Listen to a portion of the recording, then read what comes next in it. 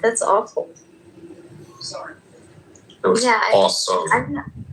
I'm not really into Afroman, but I know that Joe is, and he thinks that his lyrics are really clever.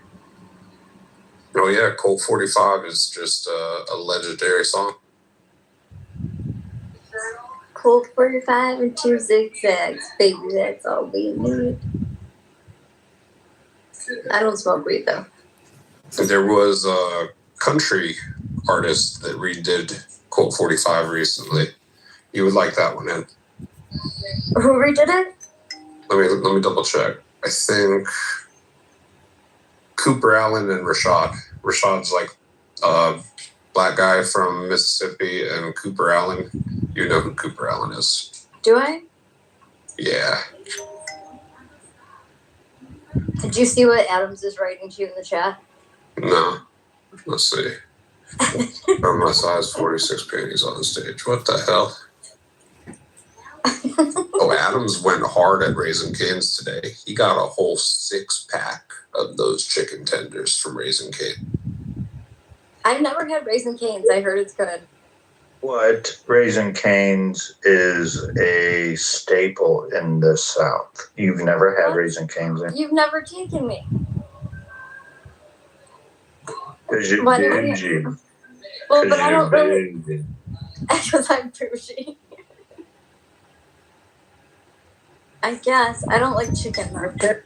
It's the stupidest thing anyone ever write to somebody. If you wanted to get somebody and take them to jail, like, that would be the perfect note you would write. You know, they Candace Owens also said that she doesn't think dinosaurs exist and the bones are fake, right? Wait, I don't believe shit like that. People take things that she says out of context all the time. Wait, when did you say Nina was stupid? No, this is good. This is good. Are you guys talking about the Charlie Kirk debate? Yeah. Yeah, but Andrew, I didn't watch the debate, but I did watch the free trial hearing. Nina's asking Andrew why we let Sailor call us stupid. I didn't hear Sailor call. Not Sailor. Did I write Sailor? The debate was so good. I would never, Nina. Sasha. Oh, I see. Sorry. I was like, Sasha not in your side. Sailor, did you watch the Wilson? Yeah, Candace Owens slapped the beard off of Andrew Wilson. I just can't stand to watch either of them for more than 20 minutes at a time. I only have so much faith. I don't agree with that, but I will say she did better than I thought she was going to do, because I thought it was going to be really bad. She at least made a few points that I thought were pretty good. I think she ended up giving herself more credibility. I don't think Andrew Wilson did what he claimed he was going to do. Yeah, well, it's weird to me that Candace Owens is like a Christian, because if she's going to have this mindset, she might as well try to debunk the resurrection of Jesus if you're going to be positing these like kind of theories, you know? No, it is. No, it's true. Like, we have more direct evidence. We have more direct evidence that Tyler Robinson shot Charlie Kirk than we do that, you know, Jesus. That's not true. Show me your direct evidence. Show it to me. Let's go take a look at your direct evidence. We have texts and letters of him confessing. Let's go listen. Let's go look at the videos that you're calling direct evidence, please. Yeah. Have I introduced you to my good friend Sailor? Yes, I believe you have. Let's go look at your direct evidence and see how direct it is. Oh, but Caleb. Okay, go ahead. Is this a replay or is this happening right now? Right. I can't see the room. Apparently, what is it? Apparently, we don't know how to update. I have Dunning-Kruger. We have Dunning-Kruger. What else? Well, we have Dunning-Kruger. We're stuck in our empiricism. Yeah, when people tell us that like free will is real and possible, we just don't even acknowledge it, and we double down on our empirical worldview. And also, apparently, CM is stupid. What the fuck? I guess he went over there. He's like fucking. Let me see if he goes there. Hold on, I'm going to play it back 1 second. Yeah, I'll tell you if I see him. Yep, of course he's there. Oh my god, play it. Maybe it was. Exactly. By the way, Andrew, before you get on this, as a tangent, What are your thoughts on James's PTR? Which I believe that is supposed to be. I think I was going to say. Come on, that friction talk. Think about it yet. Oh, I have said something about it. I said that it was really, kind of weird. I don't know if they saw. And I said that it was like projecting. And What's weird about it? What's the strangest part is that between the two of them, there are 5 different hands that you can count. Yeah, let's start with this. It's a homosexual. Is this live? Yeah, It's very funny. we No. I was saying that was the. He needs to break up with John Leak. He's going to break up. Like, is this a replay or is this live? It's live. Oh no. This trial has taught I me. want to go Oh, be you're part of breaking the up, team. Andrew. John Lee is married. It must be the Israeli government trying to get Yeah, down from the exactly. stuff. This trial has taught me how much people go off of hearsay than actual what they Have you know. left the Whatever. room? Like this trial and what This is Kenneth very- Owens says when people come back and they say things. I now know how much people just go off of like a clip that they saw. I'm kind of like happy for Abby. And bring back. Sometimes I feel like she doesn't take this shit too serious. Sometimes like she's so desperate to try to like fit in. I know his thoughts. Not y'all. I'm saying, for one, John Lee It's Andrew as well. John Lee Okay, is married, and it's a gay PTR, and John Lee is married, so it's kind of weird, And then he's kind of he's got to send like a rainbow flag, as though we're not just gay, but we're advocating. And also a trans flag, so I don't know which one of you is trans in the situation. And also, John has 2 right hands, so what do you make of that? Come on, Christian, say Two right something, feet. bro. I think that's actually his thing. Hey, there's nothing wrong with having This is more evidence that James has become more. Oh god, He's basically a degenerate atheist, right? Like doing this kind I of think that's stuff. what you're saying. Friction controls the aerospace word. Want to try our brand?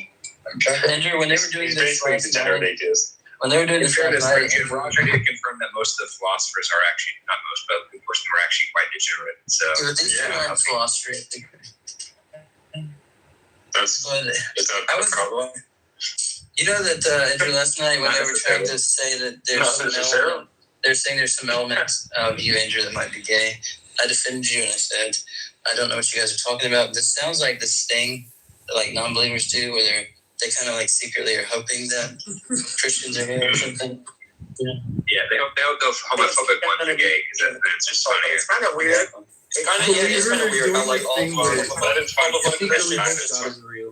It's kind of weird how all these like very famous homophobic Christians all just end up being gay, right? That is kind of weird. I don't know if that's true. I mean, It's because they're projecting, and it's like, I bet you anything. Steven Anderson is not gay. I don't know about that. I'm not confident that he's not. God. Have you seen his haircut? Dude, I don't Yeah, know. yeah. It's fucking, you got the gay accent. Had sex with him enough times to know that you're not gay. This is massive coke. It is. Oh, what do you look up a list of like famous anti-gay Christian crusaders who like ended up being gay or like found having like male prostitutes like Let's say out of over 2 billion Christians that there's like 359 million anti. No. I don't play that game. And you can pull up a list of 12. No. I don't think they saw your message. Can you go back? I can't go back. It's live. No. I'm DMing Abby. Oh. I thanked her for writing in the comments that we're listening. By the way, it actually is true. They've done these studies that people Are like some of the smartest people I've ever met in my life. I cannot believe he said it with a fucking straight face. It's crazy. But like the conviction in his voice, bro. Like he's serious. Sasha. Yeah. Wow.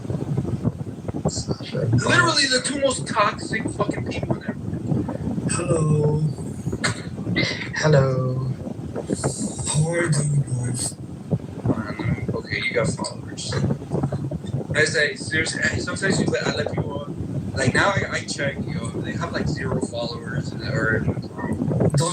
Dr. Centimeter, shut the fuck up. Nobody want to hear your fucking speech. What the fuck is this? Whatever. They know me, obviously. You look like We're getting a lot of little. you look like a fucking prisoner, bro. This is my mugshot, bro. You look like an inmate. It's his mugshot. Don't cross that. He's a fucking big time What a cartel. Sicario is. Yeah, I do. They carry the little daggers. Those don't. Do you know what a Sicario is? Yeah. Oh, that's one of my Managing favorite cartel. movies. That's one of my favorite movies, Sicario, with Emily Blunt. One of your favorite movies? Oh shit! I'm talking about what's in real life. No, that's where you live in the ghetto, bro. Over here, we watch cinema, we listen to music. I live in Miami. Jim doesn't live in the Miami, ghetto. same shit, bro. That's the fucking biggest ghetto in the He's got a world. compounded. He's got a mansion surrounded in his compound. Yeah, I'm not going to tell more about your life. It's a moat with like alligators and then like a courtyard with tigers. Yeah, see, I was like big time. Seriously, my dad did work for us. Sticks. I like Pablo, dude. Pablo fucking like the fucking like legend, man. Fucking was so powerful. This motherfucker, he agreed to turn himself into the good. Meaning me? I like look. I like Hold on. What's the verse? I like white Me people. as in me? Yeah. Oh, was it Ann? Was it Ann? My bad. I might be wrong. Yeah, I said. Okay, my bad, B. I apologize. But no, I mean, I like white people who stand on business about, like, you know what I'm saying? Like, I don't like white people who don't pretend with me. That's what I don't like. Wow. We don't either. As white people don't either. I mean, that's like a, you know, do you, like, people like you who, like, pretend to be, like, no, he's not really Dominican. He tries to be Dominican. Like, What the fuck are you talking about? First guy is so Look, like I said, okay, do you respect that guy? The guy that pretends to be Dominican? Do you respect that guy?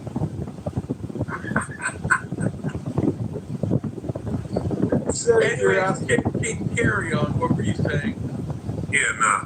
Like, you know, I like the white people who, like, got respect for their culture. You know, That's right. yeah, you know what I'm saying? Like, I fuck with racist white people. I fuck with that. Like, you fucking with your own people, I ain't got a problem with it.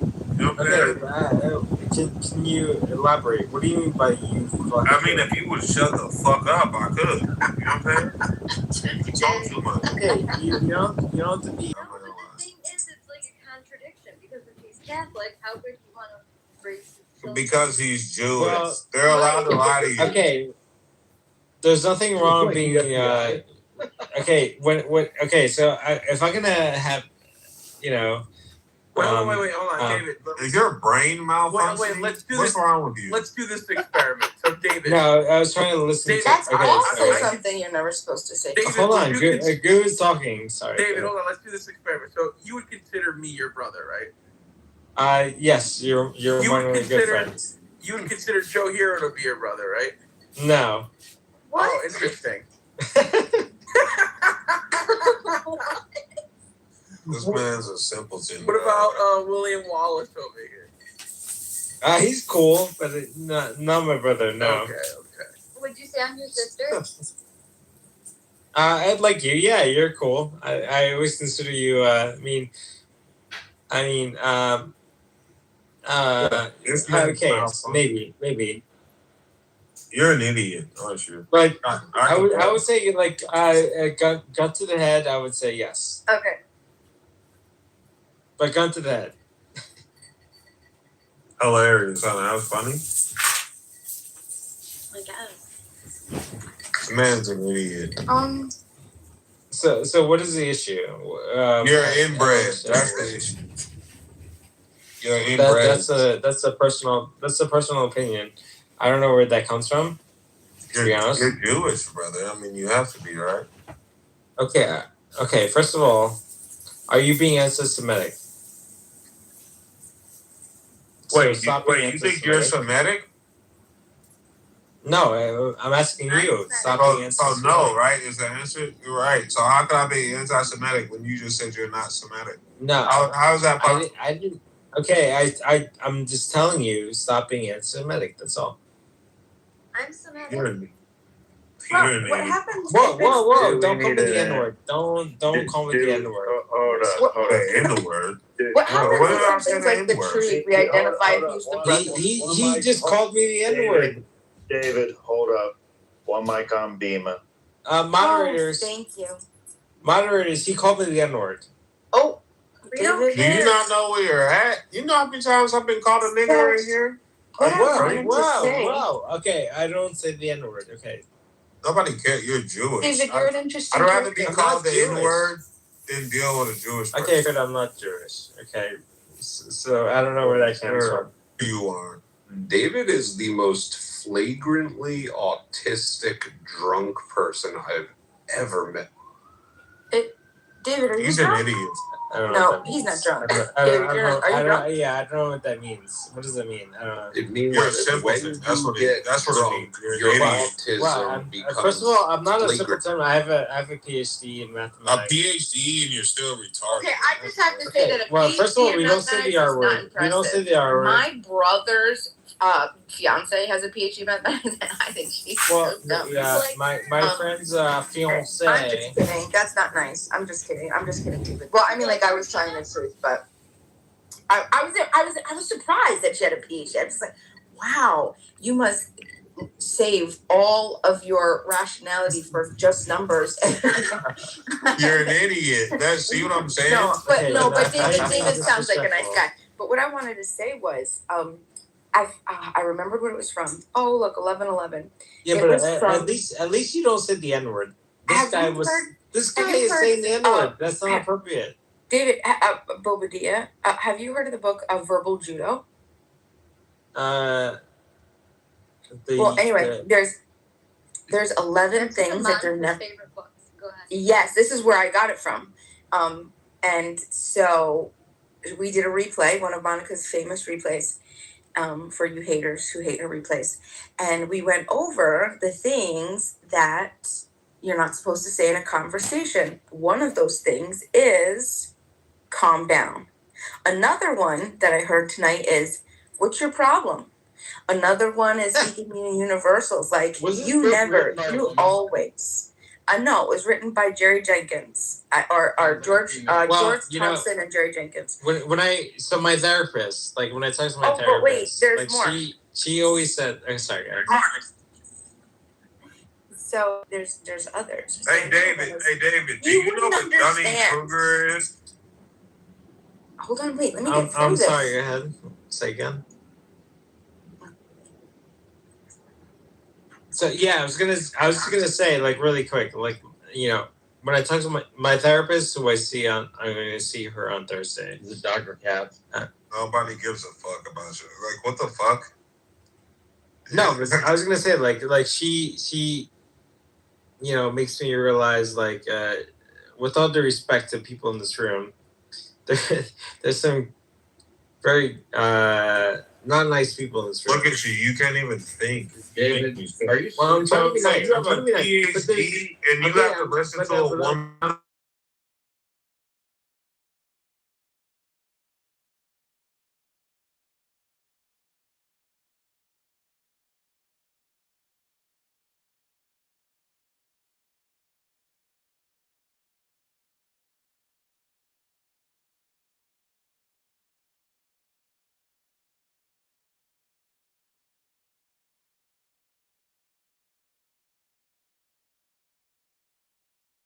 Oh my God, you lose. PTR.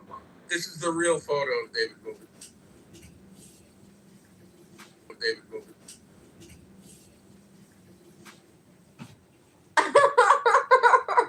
Oh yeah, you look. Yeah, he definitely was. He's an invader. He's an invader.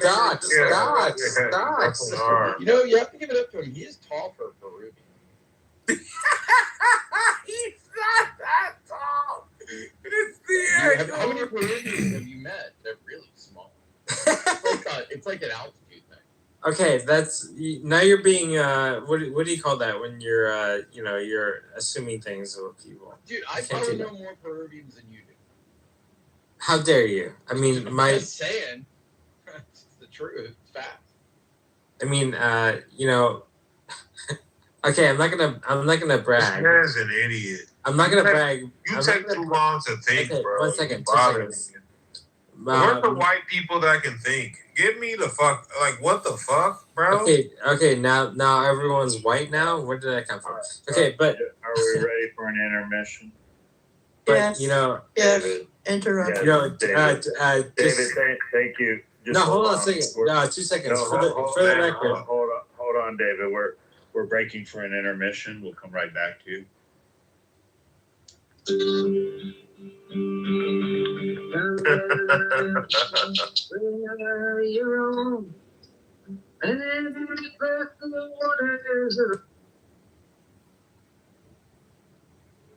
It's really funny. Well, it's really funny when you get it about. He's talking about what you're looking at, but obviously the stewardess hears he's trying to blow up the plane. That's the type of jokes they give in it. I was just thinking, is it next month is quarter century since 9/11. Yeah, bro. Crazy. Another good joke. But dude. Don't speak too soon, for the wheel's still in spin, and there's no telling.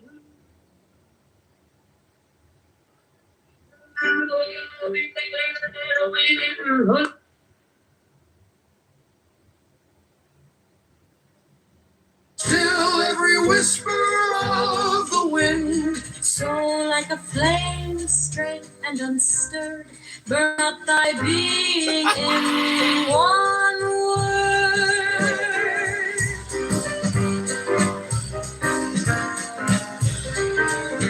Next, still that ecstasy prolong, thy meditation steep and strong, slaying even God, should he distract thy attention from the chosen act. Last all these things in one are powered.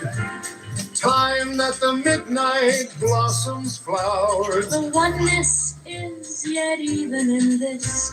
My son, thou shalt not do amiss. If thou restrain the expression, shoot thy glance to rapture's darkling root. Discarding name, form, sight, and stress, even of this high consciousness. Here's to heart, I leave thee here. Thou art the master, I revere thy radiance that rolls afar. O brother of the silver star. Truly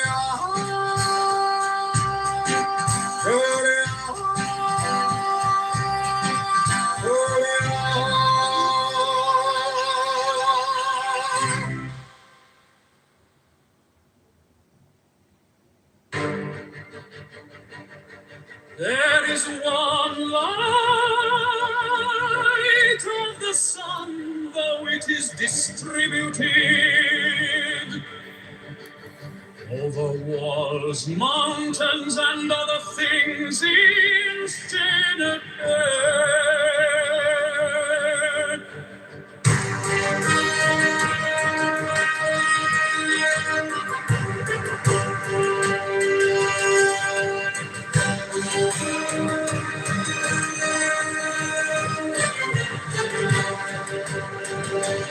There is one common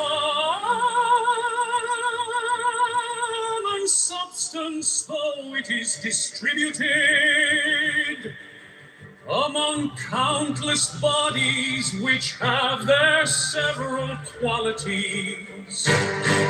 There is one soul, though it is distributed among infinite natures and circumspections. There is one intelligent soul, though it seems to be divided. Now in the things which have been mentioned, all the other parts, such as those which are air and substance, are without sensation and have no fellowship. And yet even these parts the intelligent principle holds together, and the gravitating towards the same, but intellect in a peculiar manner tends to that which is of the same kin, and combines with it, and the feeling for communion is not interrupted. Man, thou hast been a citizen in this great state. What difference does it make to thee whether for 5 years? For that which is conformable to the laws is just for all. Where is the hardship then, if no tyrant nor yet an unjust judge sends thee away from the state, but nature who brought thee into it?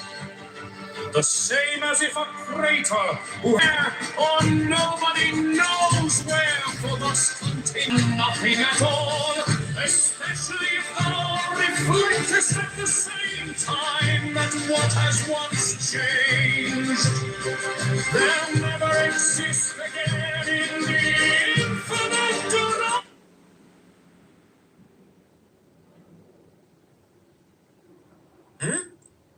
He says you're rich. I'm a millionaire, brother. A millionaire. A millionaire. Million is nothing, especially in California. To get that dirty ass wig on top of your head, nigga. Okay, you're wearing a fucking lace front. You're literally wearing a fucking lace front. Like, where are your hoop earrings? Like, are you okay? Where are your hoop earrings? You're wearing a fucking lace front. That ain't all your hair. You wearing fucking. Wait, you think this is in my hair? You look stupid. You look like the nigga version. Nigga, what do I look like? You look like the nigga version. What I look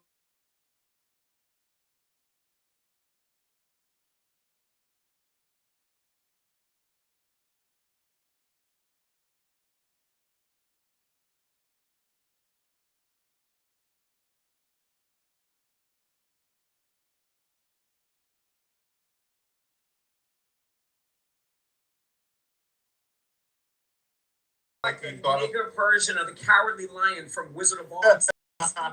You should put your bows in your hair and put on some earrings. You said I look like the what? Yes, you look like the nigga version of the Cowardly Lion from the Wiz. That's what you look like. Oh, the black one. Yeah, he actually might be. You look stupid. You look stupid. You need to imagine you refer to yourself, and that's amazing. No, that's not appropriate. But no, but it's a reality. Like if you are somebody who it lives off of your family, but you did not like actually accrue any of that wealth yourself. Like that, you're nothing for your family, for example, like your dad or grandfather, they would be in business meetings with like bigwigs, and they would have their talks, they would do negotiations, whatever, and they could do that. That's cool. If you were lucky enough that you were born to a family like that. Hold on for it. If you were lucky enough to be born in a family that could do. Oh no, I was talking to that guy. I was talking to him. No, I get it. But wait, him who? You. You're an idiot. That's fine. Hold on. When it comes to, okay, unfortunately, this is where like the wealth disparity that you see, you basically get the Paris Hiltons, you get the retards that basically inherit a lot of wealth, and they are, I don't know, they think they're better than, despite absolutely nothing in their life except for being drunk on Discord. I'm not better than me. Or Clubhouse all day. Well, I don't know what that means. I don't feel like I'm better than you. Yeah, but I go to PhD. I got you dropped it like 3 or 4 times today. I go to PhD.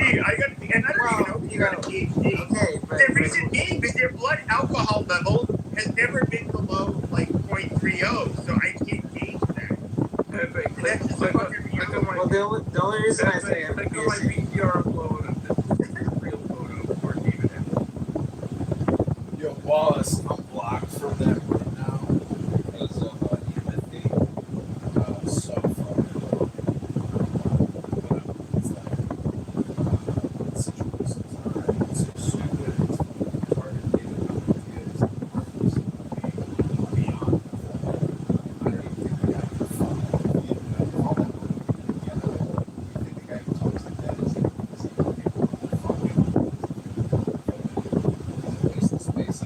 he's on the way out, Wallace. Wow. What the hell? You can't say that. You can't say that. Wait, what's a magic? No, What the Barack. hell is that? Hold on. We have black men in here that do not know what the Magic Negro.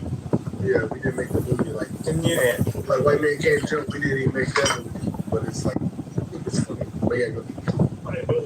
I believe this is a moment for us to hold content regarding what the Magic Negro really is. Can you explain it? Yeah, explain it. Yeah, we listen. Hold on. Or Remember the Titans. Whichever one. I think he's just like saying the word Negro. No, it's a song. It doesn't kind of roll off. Without the magical Negro touch, you would not have what you have today. I mean, saying that is it kind of racist? No, it's not. David, shut the fuck up. Everybody's not victims, bro. Just because we're black doesn't mean we're victims. He's gonna make me sick. Stop Shut talking the to him. He's like, here. Poor ass, bro. Hey, guys, relax. Okay. I'm relaxed. Hold on now. Since we have my therapist. Hold on, David, hold on. We're starting a content segment. Since we have people unfamiliar with what the Magic Negro is, I have posted at the top the article look, I didn't frame it this way. I did not create this. From the top right here, you can see a pinned post in the Jumbotron. It's an LA Times article that was written in 2009 about the Magic Negro. And what the Magic Negro is that there was a belief that there would come along a black man. What you're saying is making me very uncomfortable. David, if I need to put you in the audience for this segment, I will. I didn't invent this. I'm just reporting it for the Yeah. So can you stop saying the N word? I'm not saying David, why don't you go to the hallway and come back in 5 minutes? Listen. Look, I just come from the deep south. I'm familiar with this, so that's not an excuse. God damn it! No one's in the audience. For fuck's sake. All right, David. You have to go to the audience. You've been voted off the island. All right, so there was a belief during the yesteryear and the before times, back before COVID, that there would be this Magic Negro that would come along, and he was charming enough to charm the white people into believing that he would be able to save everybody. And in 2009, an opinion article from the Los Angeles Times was written by a black journalist titled Barack the Magic Negro. And it was believed that this man from Barack, this man named Barack, would come and save the Negroes and the white folk.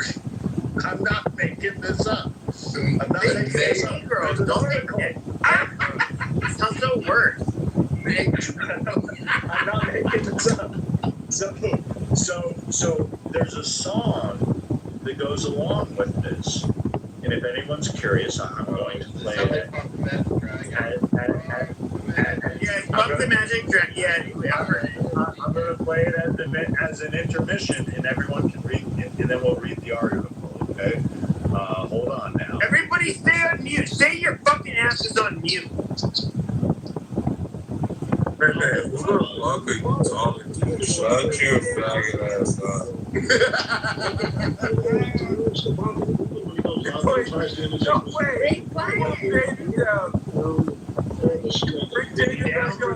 Hold on. I need one mic. That's Sharpton's Blackberry. Is that who we're talking? Now, keep in mind, this is a favorite Blackberry service in Black. I don't know, Friday was a bad day for Blackberry. It was Thursday and Friday. I lost mine. Well, I lost mine on Saturday a little bit. But there's the black dialect for the urban national network and so forth. Let's go back to March 5th again. This is Selma, Alabama, and this is Obama talking about having been in Selma before. To the side of my consent, I am the prince of your land. I am the offspring of the movement. So when people ask me whether I've been to Selma, I tell them I'm coming home. Okay, so she's trying to illustrate here he is down for the struggle. And in this next bite, this is in the National Urban Network, Obama says that he shouldn't get black votes just because he's black. I should not get the support of the African American community simply because I'm African American. I don't believe in that. That is not what America. Well, you better change your attitude because Hillary certainly thinks that. I mean, that's exactly what Hillary did. Guess what patched it up, folks? I guess Sharpton and Obama patched it up. This is Obama showed up in Sharpton's big boot.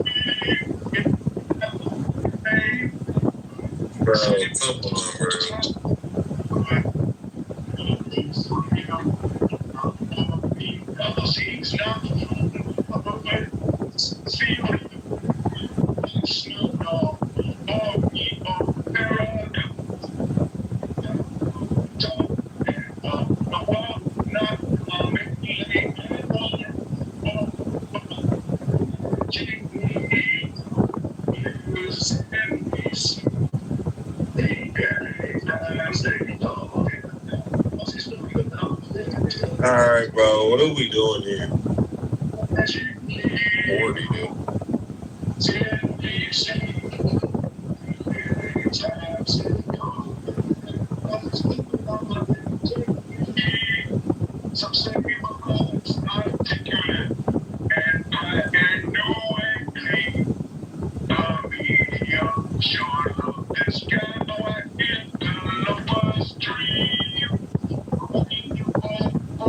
Alright, bro, can we stop this shit? You know this isn't real, bro. Oh, you're gonna go down.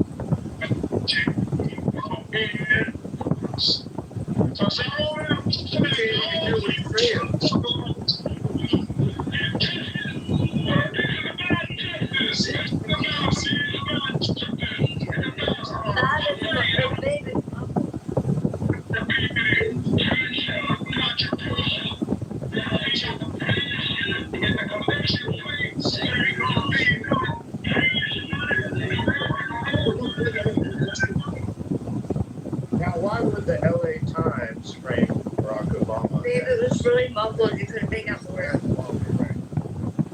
Oh, that's a Okay, I think we got the point.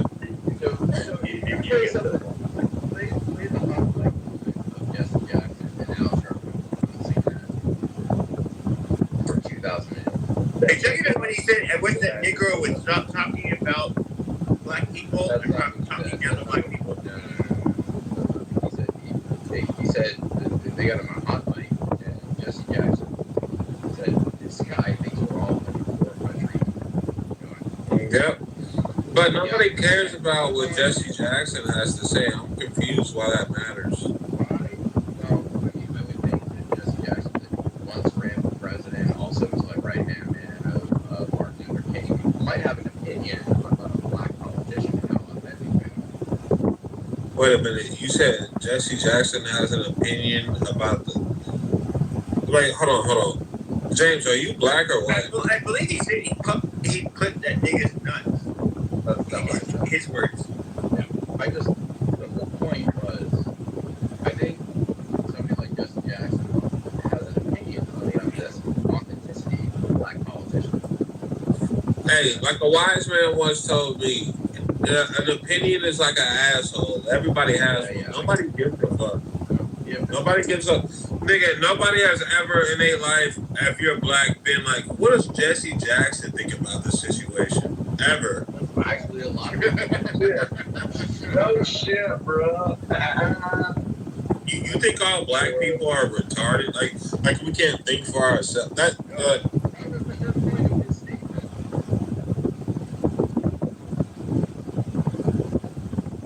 I ain't gonna lie. I don't know who the. You see, this is the problem. Is nigga. People, y'all act like just because they're supposedly supposed to speak for black people, we're supposed to listen to them. Is that what you're saying?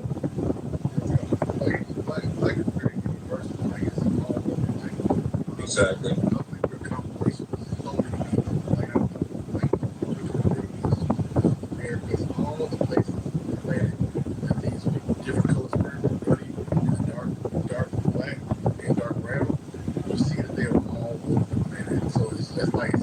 It's a misnomer, definitely. Like, it's just like saying, hey, you're European or it's all Caucasians. All of them are Anglo-Saxons. No, they're not. They're diverse. Yeah. Some of them are Jewish. Would you say in the United States, which states would you say are like most cultural? Oh, I guess what you said. What's the end? I said in the United States, which states would you say are like most cultural? I think every place is a culture. Yeah, that's a very weird thing to say. The high population states. The high population states, like Texas, New York. Oh, like black people, whatever. I don't get that stuff, man. They say that in our churches. They be saying it like this. White churches. They say culture. This stuff like culture. Everything we're doing is culture, and some of the things y'all enjoy is actually come from that. Oh, see, when I was like cultural, so like Michigan, so like Dearborn's obviously like a lot of heroes. So I meant like cultural. Yeah, we're not the same type of black. Here's Yeah. Hold on. If we're gonna talk about Michigan in particular, yeah, we can look at Motown. We can look at what the fuck was his name? Something Berry. Hold on. I'm saying Chuck Berry, bro. There's no Chuck Berry. There's no denying, at least culturally. This is where I extend my hand to black people. We don't need your hand, brother. The amount of like, for example, musical, innovation that they had that was grassroots. It wasn't like manufactured. That literally dominated the fucking world. You have to give the African Americans their card when it comes to that. That's one thing nobody can deny. Just music, huh, Pepe? No, I was gonna say I used it as an example when it came to Detroit. Copy. All right, bad. Yeah, Motown, and then when I was in New Orleans, Joe, like I didn't realize like the music culture and stuff until I saw it in person. I was like, wait, people are in Louisiana, and it's like stageful second line dance. I had never seen that before. And that was pretty awesome. Yeah, my ancestors, they come from there. My great grandma's from there in Baton Rouge, but it's cool because a lot of the Indians are down there too. They blend in with black. You mean Native Americans, right? Native Americans, basically. Yeah, that's what I mean. We use different terms. I don't know why we do that, but it's just Drew Breed. You're cool with me. Hey, let's not skip over the food. That's a fact. Richard, one second. Let me clarify this. So, in New Orleans, every year they have Mardi Gras Indians, and it's been going on for about 150 years. And black folk in New Orleans dress up as Indians because they were treated worse than the Indians were in Jim Crow America. Okay, so part of the way they represent themselves as Indians is due to the atrocities that they face. That's not the reason why. Yeah, that's not at all. That's you're way off. I have so much proof. That is that's why the Mardi Gras Indians. Bro, that's why. Go ahead.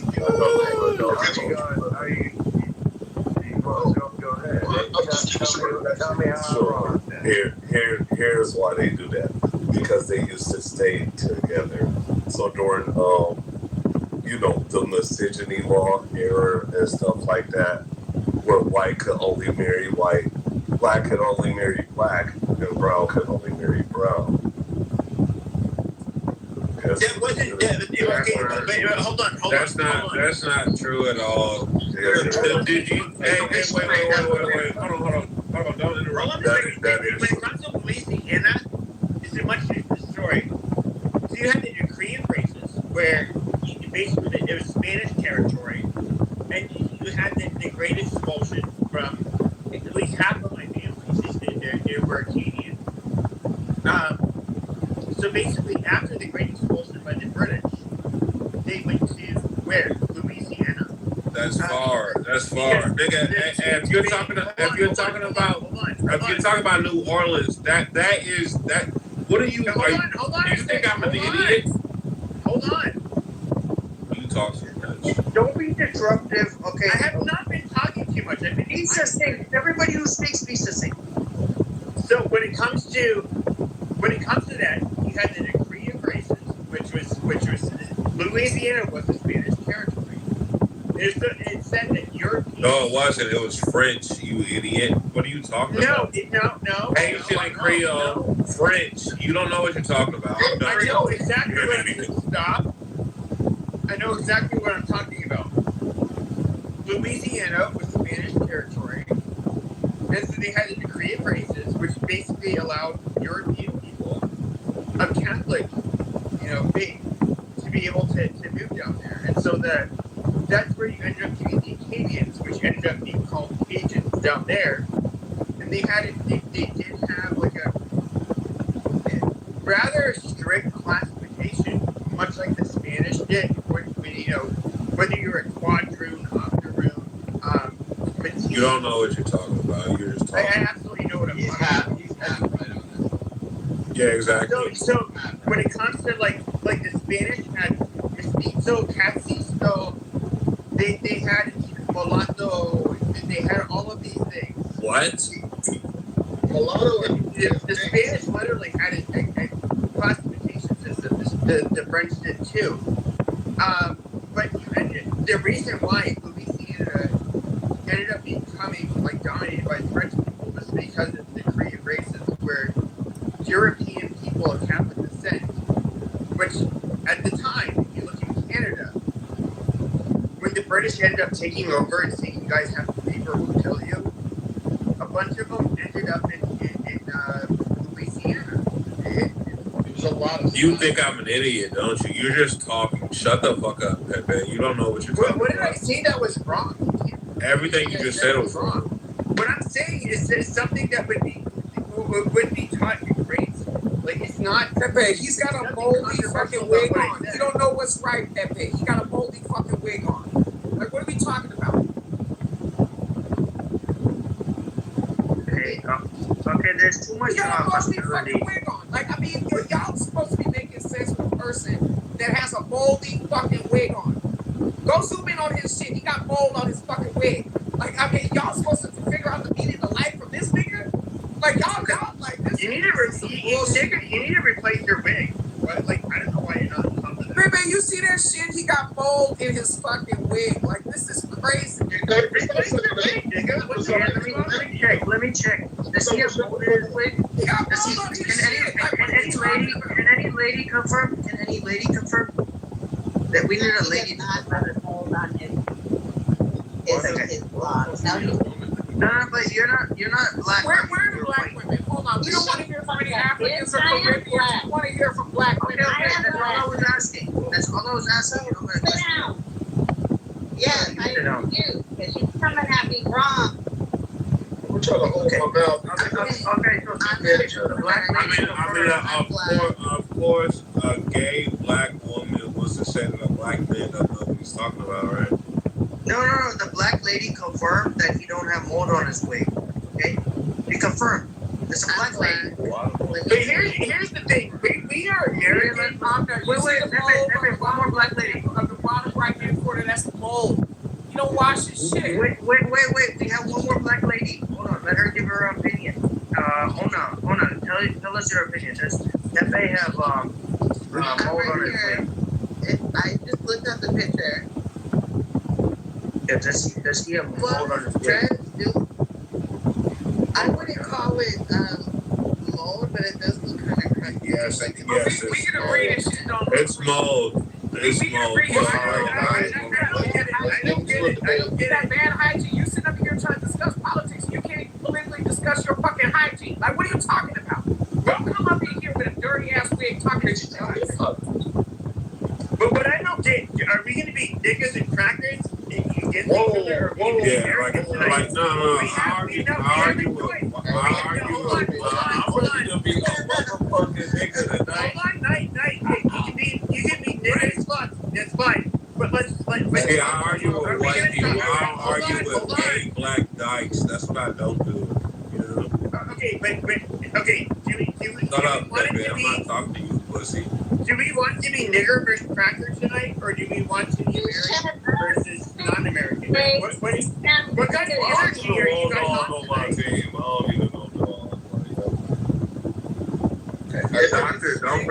Don't forget, you're behind this nigga, right? You're behind this nigga, though. Hey, I can't Shut up, dyke. Shut up, I can't get behind no dirty, moldy wig. Who cares?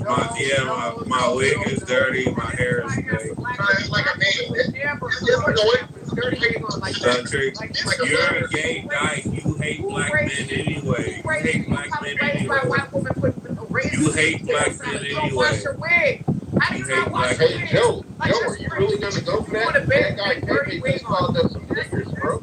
Yeah, she not paying attention, bro. She don't care. She hate black people, bro. You going to bed with a dirty wig on. That's crazy. You talking about me being dirty, but a white man just called us a nigger, and you don't care.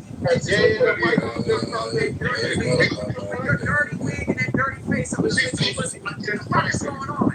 Just let it happen. Just let it happen. You got bad hygiene.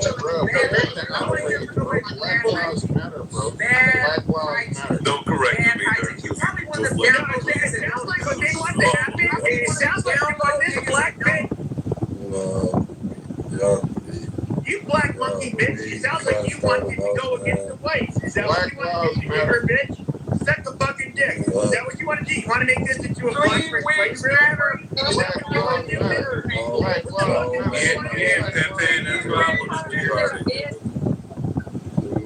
I'm gonna let y'all do this, man. I'm not gonna derail. Nah, that's y'all don't know where y'all at. Y'all don't know where y'all at. I ain't gonna say that. We came in here to But they made debate. a lot of assertions. I know you hear me talking, nigga.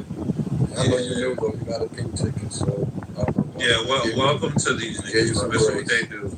But we weren't even talking about this shit. And then these fucking niggers came in this fucking room wanting to start this shit. Hey, hold up. Hey, here we go.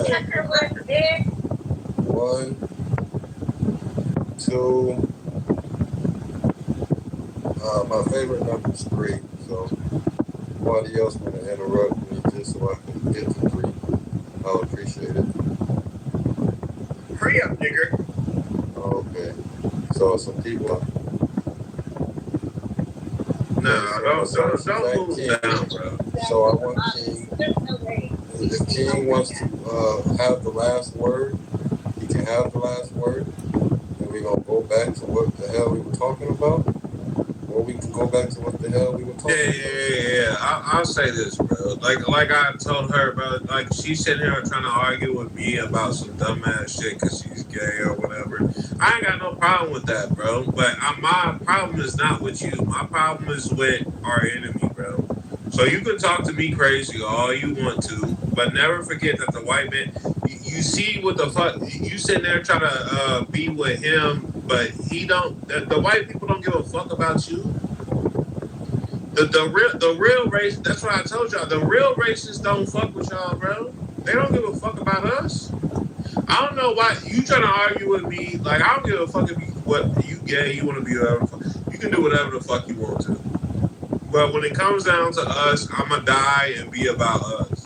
But you sitting there trying to argue with me and do some weird ass shit. The white people laugh at us with us arguing about that. That's what I'm saying, bro.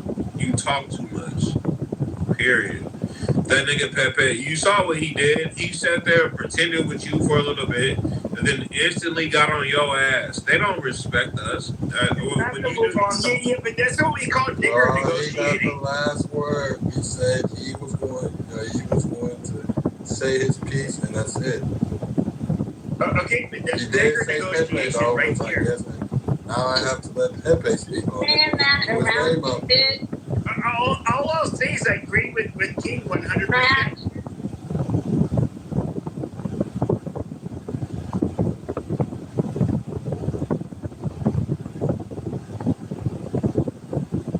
Oh, now you people are quiet. That's amazing. Do we need to move on with the conversation? All right. So the original conversation is in 2007. An LA Times journalist wrote about the magic Negro, and what he talked about was that there would be this figure that would come along that has no past. He simply appears one day to help the white protagonist. Now, why in 2007 this article was written in reference of Barack Obama, and why would it be framed as such? The Prince characters. Well, what we were talking about. We were talking about Louisiana and the Americans. I think how that article was written. I think Trump was already on the radar. The Democrat Party. Nah, he came out of nowhere, bro. Well, he did. No, he did. He did a lot of work in Chicago as well. He did a lot of work in Chicago. A lot of work. He did a lot of work. He did a lot of work. In Chicago. Let him finish. Adrian, get out so you can get some pants. Oh, we're talking. Finish speaking. You finish your point, nigger. Quit your bitch. Hey, get birth certificate.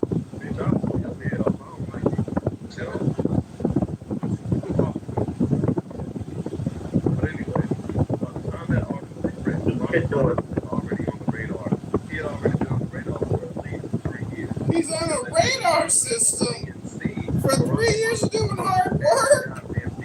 This is where he made his name. This is where Saul was. Okay? In 2004, at this time. Now, mind you, he was only in the Senate for 2 years before they urged him to run for president. By the time he jumped into the presidential race in 2007, well, Barack Obama was already named, and he was a rising star. He didn't come out of nowhere, as opposed to came out of somewhere. Nothing specific, just the hard work in Chicago. I'm not saying Barack Obama was by what terms? He was not even born in the United States, and that's where the conversation needs to start. Listen, he was. You want to break it down? Break it down. That's not what's being debated here. Listen, he was the most consequential president anybody before the Care Act was passed. Okay, you can argue it's terrible. And we keep it in context of 2007 of the article. Listen, the Affordable Care Act was the most consequential piece of legislation that has ever been passed. Are you serious? Who's talking right now? Who's talking? Who's talking? The Affordable Care Act is the most important legislation and spending package ever drafted by anybody. That boy from Nepal. That boy from Nepal. Fucking bankrupted the country. That boy's from Nepal. I know you're not American talking like that, bro. Yeah, so Rudra,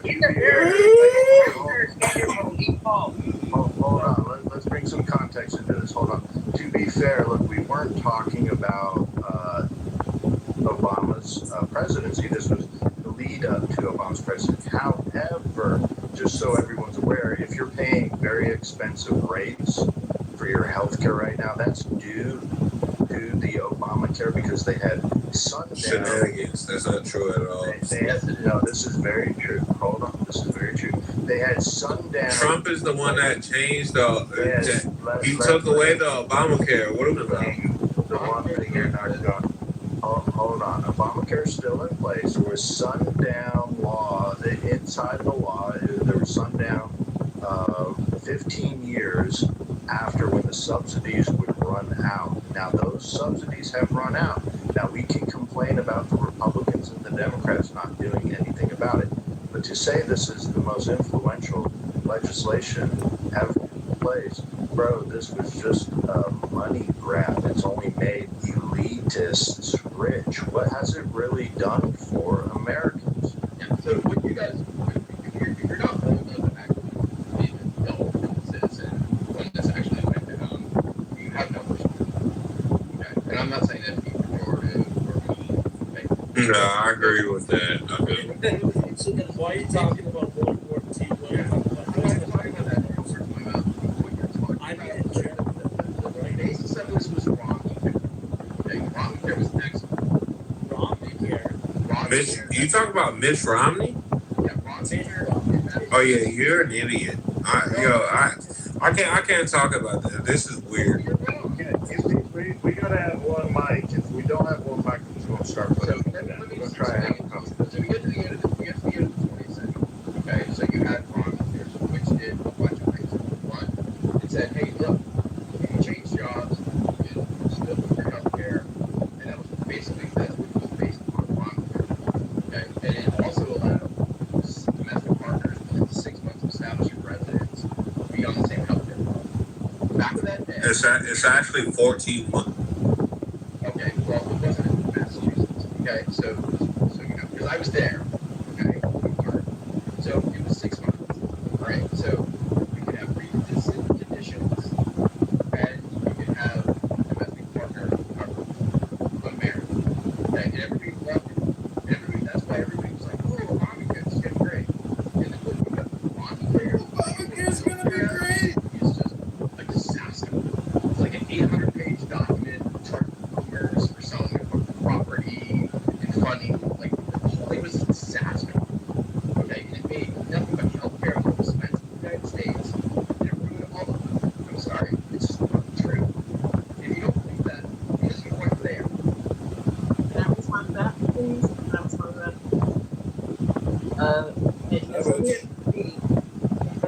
Here's the problem. Really, when Obama first came into office, he said in his first motivation speech that if they gave he said he said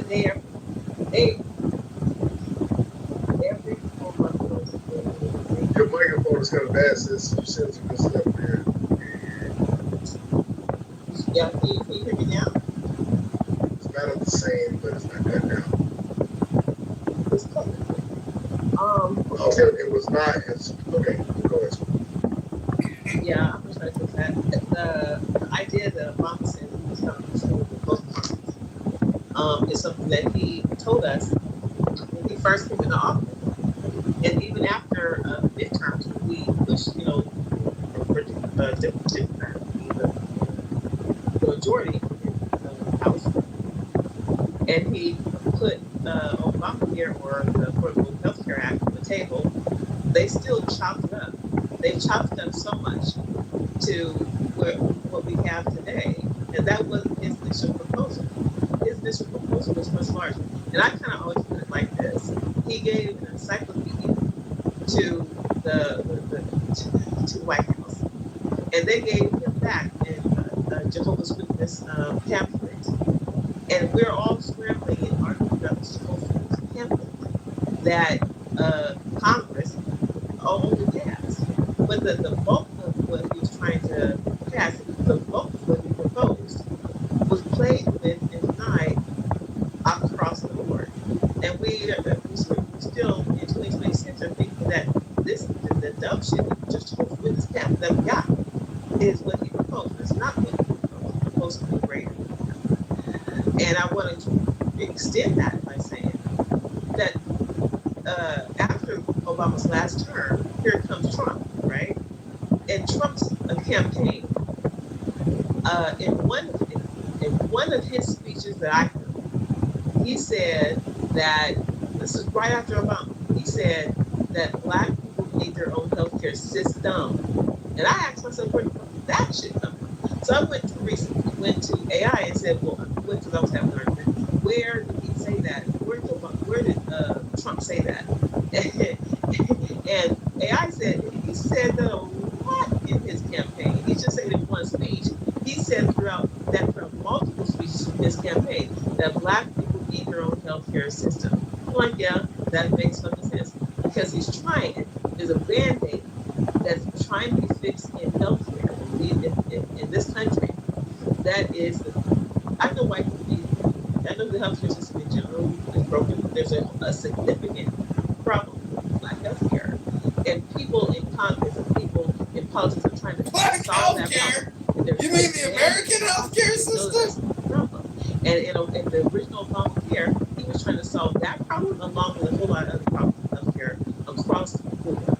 And it just didn't happen because we have a problem in Congress, and it's not a white, it's not a Democrat versus a Republican. It is a governmental problem with healthcare and how healthcare sees Americans and how carelessly they distribute healthcare. Of course, everybody in Congress, you have an ear, you listen. They all know that there's this problem that no one's willing to fix because it's too big a problem. And so all I want to say is, you criticize the Affordable Health Care Act. You have to realize that Jehovah's Witness pamphlet that the Democrats squeezed through just to satisfy the rest of us is a bigger problem. This midterm shit that we're marching towards is not going to be a solution because it's going to divide between the Republicans and the Democrats in the way that they handle our affairs. And so thank you. That's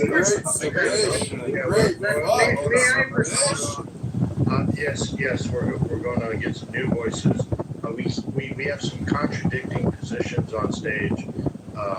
Just the speaker before said that Obamacare was the greatest legislation ever passed. However, it appears Chaya is saying that it had flaws in it, and it wasn't really what Obama wanted to put in as legislation, and that he should be giving reprieve because it's not really what it has lived, as they lived up to what they sold it as, right? I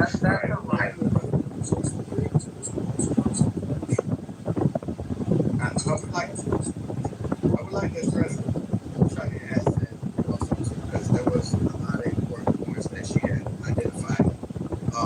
One, we are going to agree that if Obama said he was going to do Obamacare, the Obamacare that he expected, it never went to pass.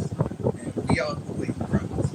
It's supposed to be free healthcare for everybody. It's supposed to be, in rights of there ain't no such thing as free, motherfucker. It just ain't. But my understanding is, yet there were some changes that happened in the process. I don't know if it was his administration side, but based off of what you guys said, you probably know that certain machines had different calibrations for different races. And one would say that if you're a black man or a black woman, if you're black, then for your blood sugar, you were able to sustain a certain blood sugar, so therefore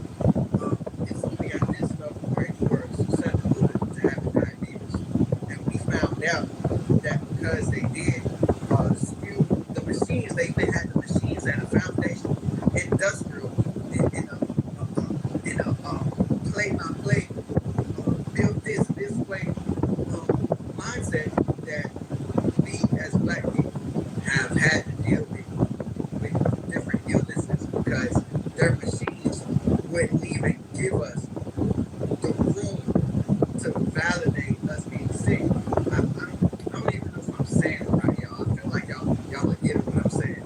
Is that the machines, if someone else could give that and share that with the room, I think that would help what she's saying.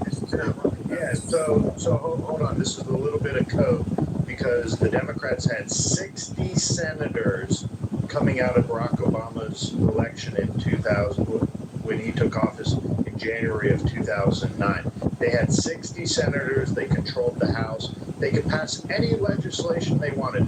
Democrats could write anything inside this law that they desired. However, now we're hearing, and I would agree, it didn't turn out the way that it was sold. Now, why would Barack Obama lie to us when he had the opportunity to literally pass any type of legislation he wanted at the time? And I disagree. Like, you know what Donald Trump wanted to do, what the other, his constituents and But why did Barack Obama lie was this question. Why did Barack lie? I do believe that Barack lied. I do believe he lied. I think that he wasn't able to do that he sold his No, it was already proven. He lied about his birth certificate. That was proven. You can go to YouTube and type in Barack Obama birth certificate. No, but it's factually established by forensic analysis that his birth certificate was fake. And I believe it was not a real birth certificate. I do know that. I do believe that. I do hold that to be true in my heart. I feel like Obama wasn't good for us. But let's talk about why he knew that what he presented to us wasn't in flat. And this is what politicians do. They're lawyers to begin with. Do you hear me? And it's not just that; it's the elite that also control the. Unfortunately, yes. When you have like Freemasons, you have secret societies that were but people try to call out because that's the thing that's running it, and even the apex of that was running things back then, but not to include them for the Obama thing. But just going back to like secret societies, all that stuff runs, and also the people who sponsor them and things like that. Those people are the people that they're trying to appease. So at the end of the day, it's just like when we say puppet, those are the people that's puppeting. And so at the end of the day, when we try to put everything on, Obama, he could be like a scapegoat for racists too, also to put everything on him too, also because he can't do everything in front of all these people. He was president first of all.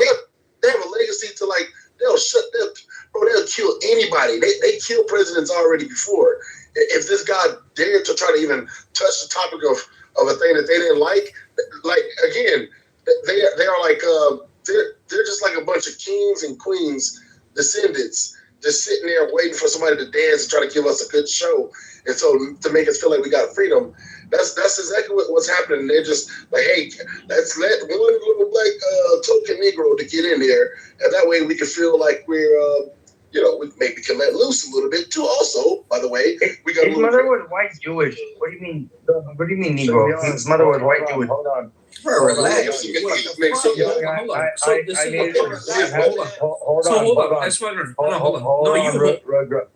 No, Roger, I'm a mod. Hold on. Young, look, we need some clarification. Was Barack Obama tap dancing for the white elites when he passed this? Oh, they all were, but I would say Obama.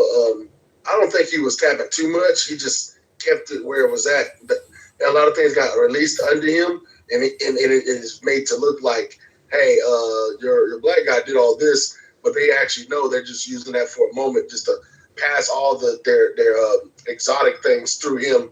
You know what I mean? And they do that with Trump too. Also with Trump. Young, sorry to interrupt. Do you think racism is over, like a lot of people say, because we had Obama? I believe. I was asking Young. Thank you. Young, go ahead. Yeah, straight up, Moose. Sure. Hold on, yeah, I think I would say racism is always going to continue until God come back. Christ, whatever, when we come back. I think racism is a thing that happens with comparison. And I think it happens with the chain, what do you call it, the cycle of life. And I think that's the reason why murders and deaths happen. So racism happens with animals, happens with us as kids, and all types of beings. So I think it'll continue until God levels things out, whatever. I want to hear what you were saying before he asked that question, because you were on the roll, and I think you were coming to a conclusion that we probably would have agreed with, Young. Okay, yeah, the closure about it is that these are descendants of kings, queens, and it's all a game. It's just commerce to a lot of these people, and we're just guinea pigs and descendants of people who are guinea pigs to them. And so at the end of the day, it's all look like a show. Like as a rapper and an entertainer, we all know that it's a show. We get our views, we pay for the views, and we get put out there, and everybody think that they're being recommended by YouTube because you showed up on my. No, we paid for that. That's how we got in front of your face. And so like a lot of these people who are puppeteering and stuff like that, they're the presidents, they're the political people who's in our face and stuff. We hear that, but we never break it down. And so knowing that, just to mention the president, when you hear somebody say a president, they do have their autonomy. They do have the right to speech and all these things. But at the end of the day,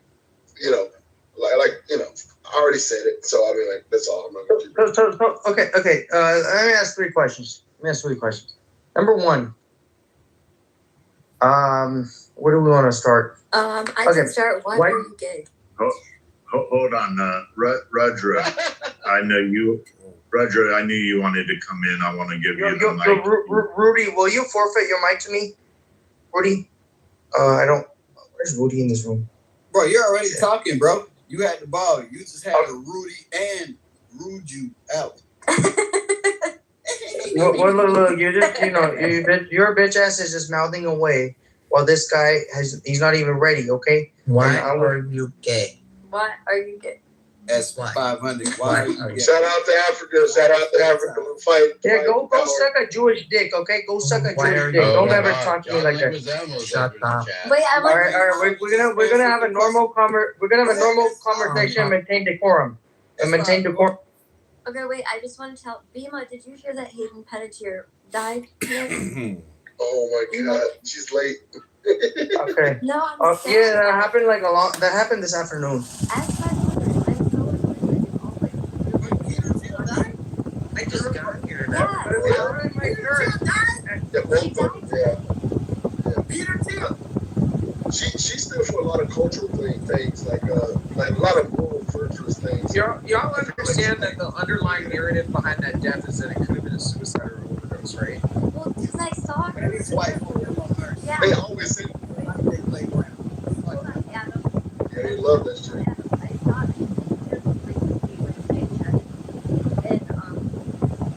Talked about all of things that went on in her childhood and her addiction, and stuff like that. But she seemed that she had gotten herself together. So that's actually sad. Postpartum. They mentioned postpartum as well. Yeah, never admit to that. Somebody just told me just recently. You gotta say I am not suicidal. Like you gotta say that because you gotta let people know, hey, because that's their dirty game. But in order for you to make a rise, they gotta get you to say certain things. They know it's what you signed up for. So say at least this. That way we have you on the leash in your fame and all those things, and also your downfall. That's why I think a lot of artists why they fall off. Because I want to say niggas, I mean all people. Most of these artists, they are very creative until they die. So these people back up for some weird reason, not because they fell off. I don't believe any of that shit. It's in your spirit to be an artist till you die. Even if you die, it's part of here. So I think they're so weird in the music industry. It's so fucking just so I don't know, just evil. Not everybody, but they always want something. Like they can't just love you. They can't just love what you do. They gotta tie you to something, like out of their jealousy. Yeah, but it's unfortunate that this young white woman and a mother, had her life cut short. It's like, why couldn't it be one of them nappy-headed, mumbling rappers? One of them long, flat-footed, Negroes. Just with the head going in 5 different directions and a bunch of baby mama bastards all over the place. It's like, why could we cut a life like that short?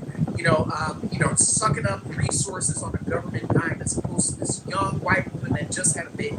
I mean, it's very sad. People don't respond to that. Black people on stage don't respond to that. Let them have it. So how recently did she just have a baby?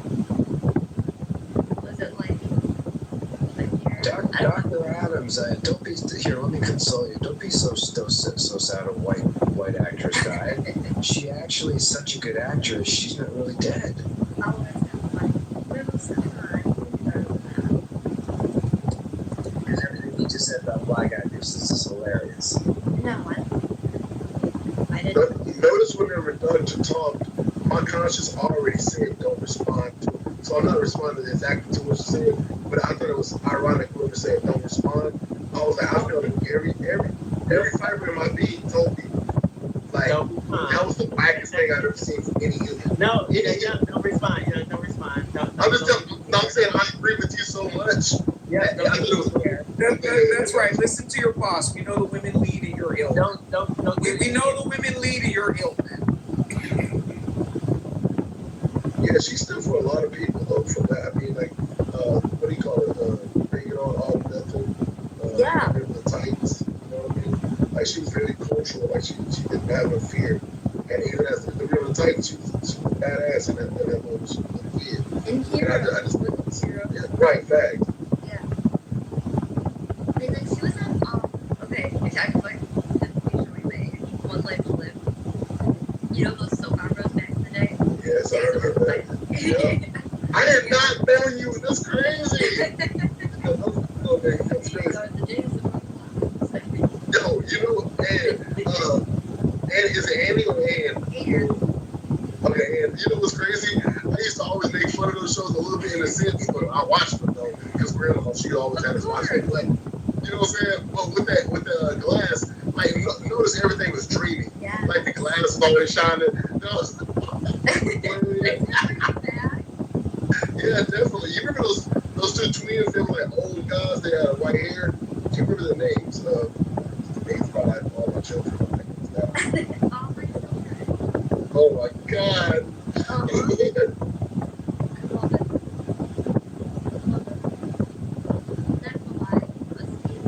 Babies, we have a really awesome childhood for sure. I wouldn't trade it for the world. I was in the 80s, but I envy y'all, anybody in here that was 80s. I look at their days, like, you know, Full House and stuff. My God, man. I remember coming to the earth, seeing my brothers, and seeing the clothes that they wore, and looking at the videos, I was like, oh my God, this is a dream. And hearing their music, y'all's music, oh my God, bro. Like y'all walked out of heaven, like, I don't know. Great. Like the 90s though, I really wasn't into that like grunge. It seemed like very emo music, you know what I'm talking about? That era was like depressing or something. But I liked it because that's all I knew, you know what I'm saying? But it would definitely, that was a good description too. Wait, did we end the Obama conversation? Oh, you still want to talk about that? Definitely. My God. Waste of time.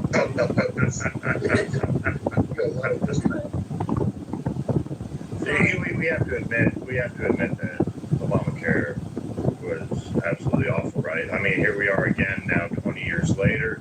This is what the modern day Democrats do, is they create this stir, a lot of like, we're going to save the world, and then it falls flat and people make excuses for why it doesn't work out, and they say, well, we just didn't go far enough, we didn't do enough. Isn't that what Chaya said? To be more critical is that when we vote every 4 years, something like that, the parties that we put in office all let us down. They all let us down.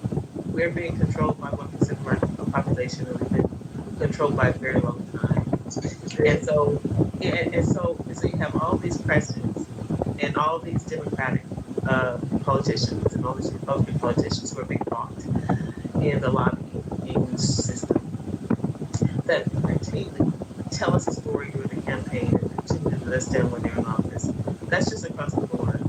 And the uniqueness about Obama's presidency is, even though that's already a hard pill to swallow, that you get to the presidency, you have this idea, and you wanna make change and shit. You have this stubborn Democratic and Republican Party that are being sold off by the 1%. Here's Obama, who's a black man, and they don't want. And he said it. He's the only president who said this in his first inauguration. They're playing games with me. Every proposal that put in their face, they won't even read. That is quote unquote what he said in his first inauguration. So he's got to uphill that climb on a hill that's already impossible to climb. Was it because he was black? He had the ability. Well, I will say this. No other president has said that. No other president's inauguration starts off with okay, so then, Does every president that has ever been president face pushback in politics? We're not talking. So not only are they all face pushback, right? But yeah, so you're agreeing with me. I'm just saying Obama's because he was black. So what I'm going to do is I'm going to take because I didn't say black, I said Obama. What I said was he told us, because I'm an old lady and I've gone through many presidencies, but I don't remember any president saying the things that he has said about his cabinet or the people he was facing. But my bigger point is not his particular climb, because his particular climb was a lot steeper. What my point was is that it's both the Democratic and Republican Party. You can't say we put all the Republicans in there, we get all what we want.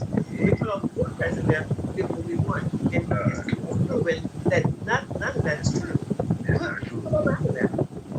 Nothing is true. No party has gotten in there and has given us the public, the things that they promised in their campaigns.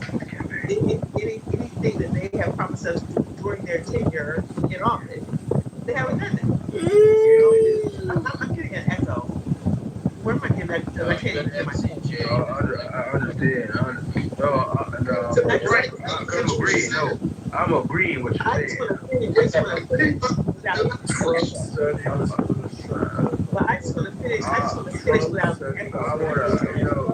fault. I was just agreeing with what you were saying. Yeah. How is that something? Can I finish? But can I finish without interruption? Can I finish without interruption? Trump said no new wars. Trump said y'all niggas got diseases in y'all brains, boy. 3 out of 4. China, please finish. Go ahead.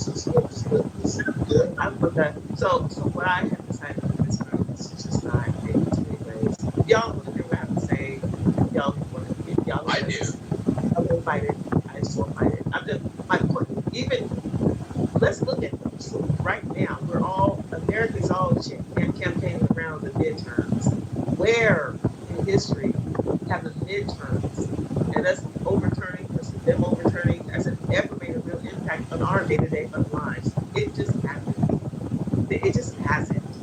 It doesn't matter which party has the power in the White House. They just do not, because they're bought out. All of them are bought out by this lobbying system. That nothing matters. We're at the fucking stalemate. It's the government and the lobbying power, and the American people who are fucking suffering.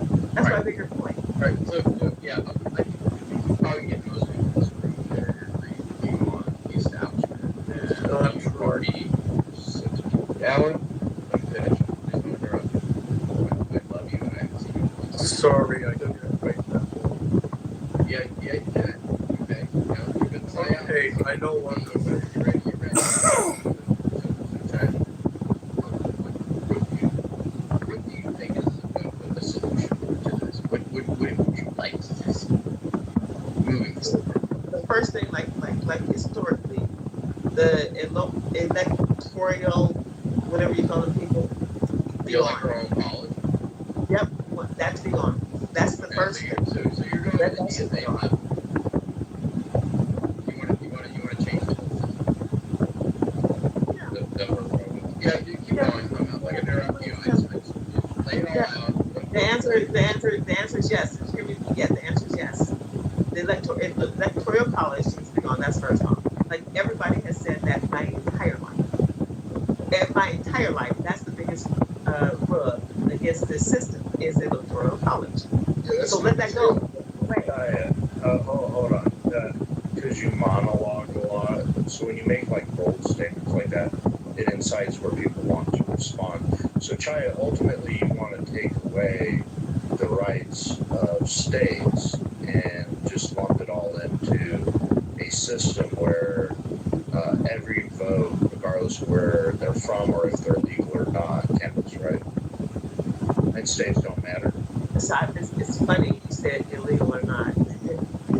You get rid of the electoral, right? Well, I don't know that part. That's not my. No, we know very well. We know very well.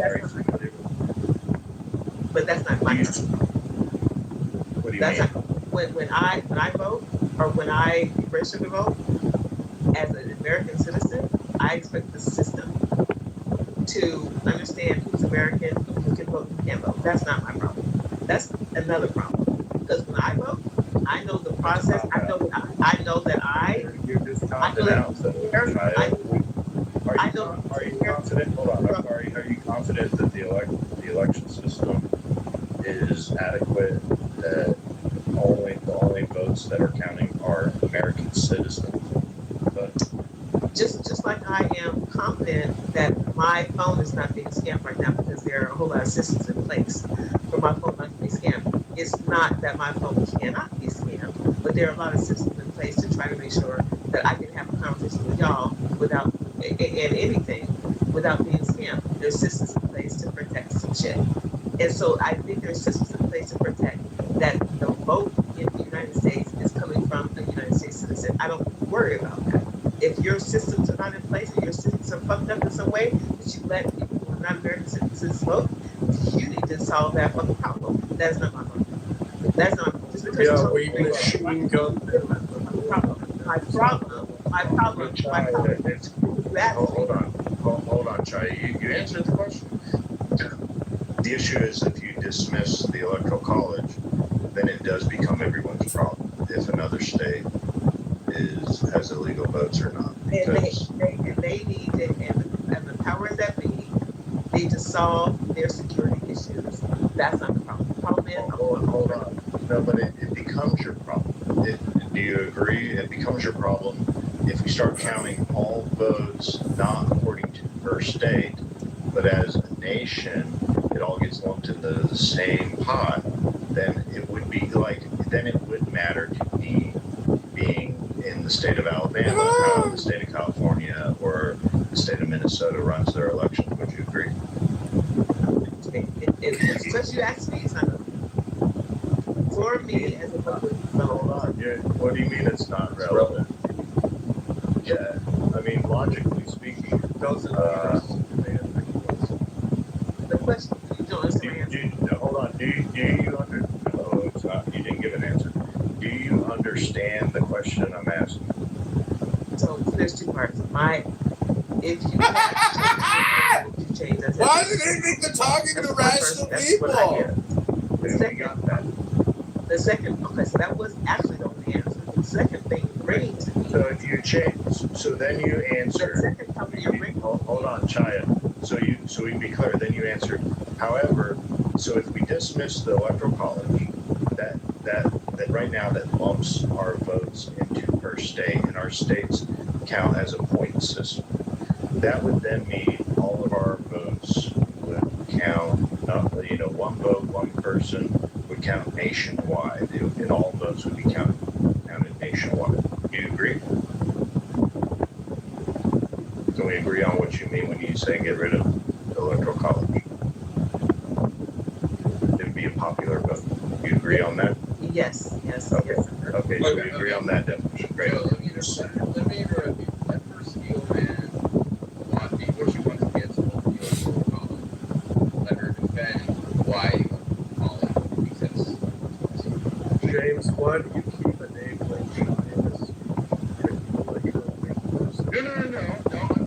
Yeah, you are.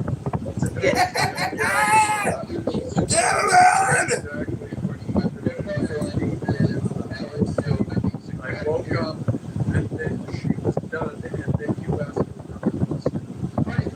Just ask her out on a date, okay? Anyways, so. Oh my God! Don't worry, it's going to be. Yeah, I know you wanted her to speak, but. Oh my God, let me find her. Hold on. I got her to agree on what the definition we got rid of the electoral college. Now it's not try it. No, let's just see if she agrees. At that point, if the nation changes to a popular vote, wouldn't you or me be concerned with how other people voted in other states? The problem with the electoral college is a state called like Nebraska, and there are very if you don't have the electoral college, then the votes that come out of Nebraska don't exist. I understand why the electoral college is in place. It's in place because of population control. States like California and New York and Houston, I think, and Miami, these very populous states, they would dictate the outcomes all day every day because they have the population. I get that the electoral college is supposed to balance that population problem out. I get that part right. It does negate the fact that electoral colleges own way too much power than they were. The system that I just laid out is why they were put in place. Because you could potentially, and I haven't seen it in my history, you could have a whole California who are saying that. Oh, you're telling the room. Stop asking me because I don't want to talk. I got other shit to do right now. They go to do something. It's a work done. Y'all killed the room. I appreciate you because I'm gonna stop right there. Let's go to James. James, can you steel man why the electoral college was in place? She could already. It was by population. That you live in traditionally in agrarian society. Agrarian society is more population. You cannot have coastal high population, industrialized states overriding the national policy of states that don't have the same kind of financial, economic populations. It was like that was the whole point. So it was all federalist paper. Yeah, but there was more to it. Literally, in the Federalist Papers, it literally says the way to contain cheating from specific states. So, say a state like New York registers a bunch of illegals to vote in their election. I'm pretty sure this is in the Federalist paper, but go ahead. No, it is used as the regulation against states for cheating, and that is in the Federalist Paper. You're not familiar with that, Jim? That I don't think that will get there, but I'll believe you. So go ahead. Yeah. So it's intended to put a cap on states because you have to think at that period of time they did each state had the right of how they were going to choose their own. Okay, yeah, I follow you now. Technically speaking, the state does not have to have a popular vote for their state, right? A state could decide, hey, we're only going to allow our state legislature to choose. What happened in Jersey? Yeah, well, that's just how the history of our country is. So it was left for each state to determine who they were going to vote for the president, and that would be a way to regulate and not allow a state to run away with the power. I mean, yes, today you look at it as population because we all just kind of accept that the popular vote in my state is how we elect the president. Technically, it wasn't intended that way from the first place. It was just left up to the determinations of states. Now they've tricked us all into believing that the collection of votes of my state is what selects the electoral college slate from the state, but it's not. It's still the state legislature. Like the state legislature is still what it is, the slate.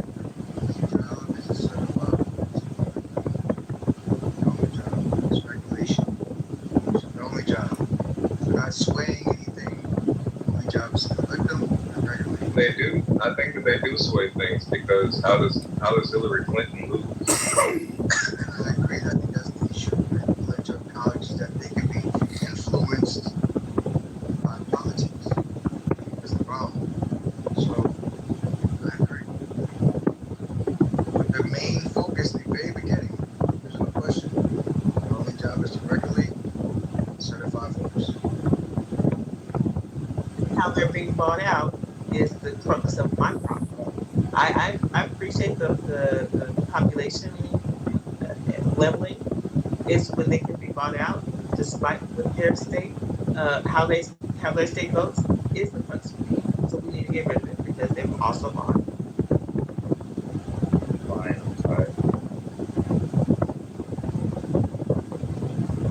Politicians, let's see, big corporations, people with influence, who get the highest taxes to that municipality. Sitting politicians cannot be part of the electoral college slate. Influence.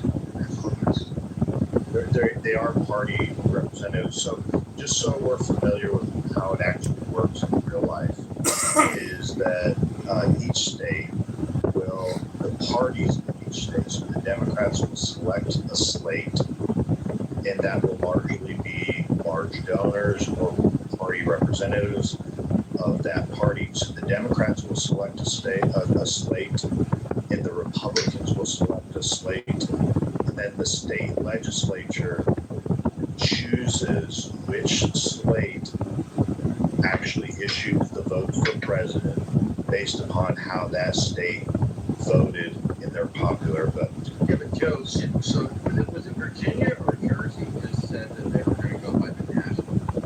I think they were going to override it.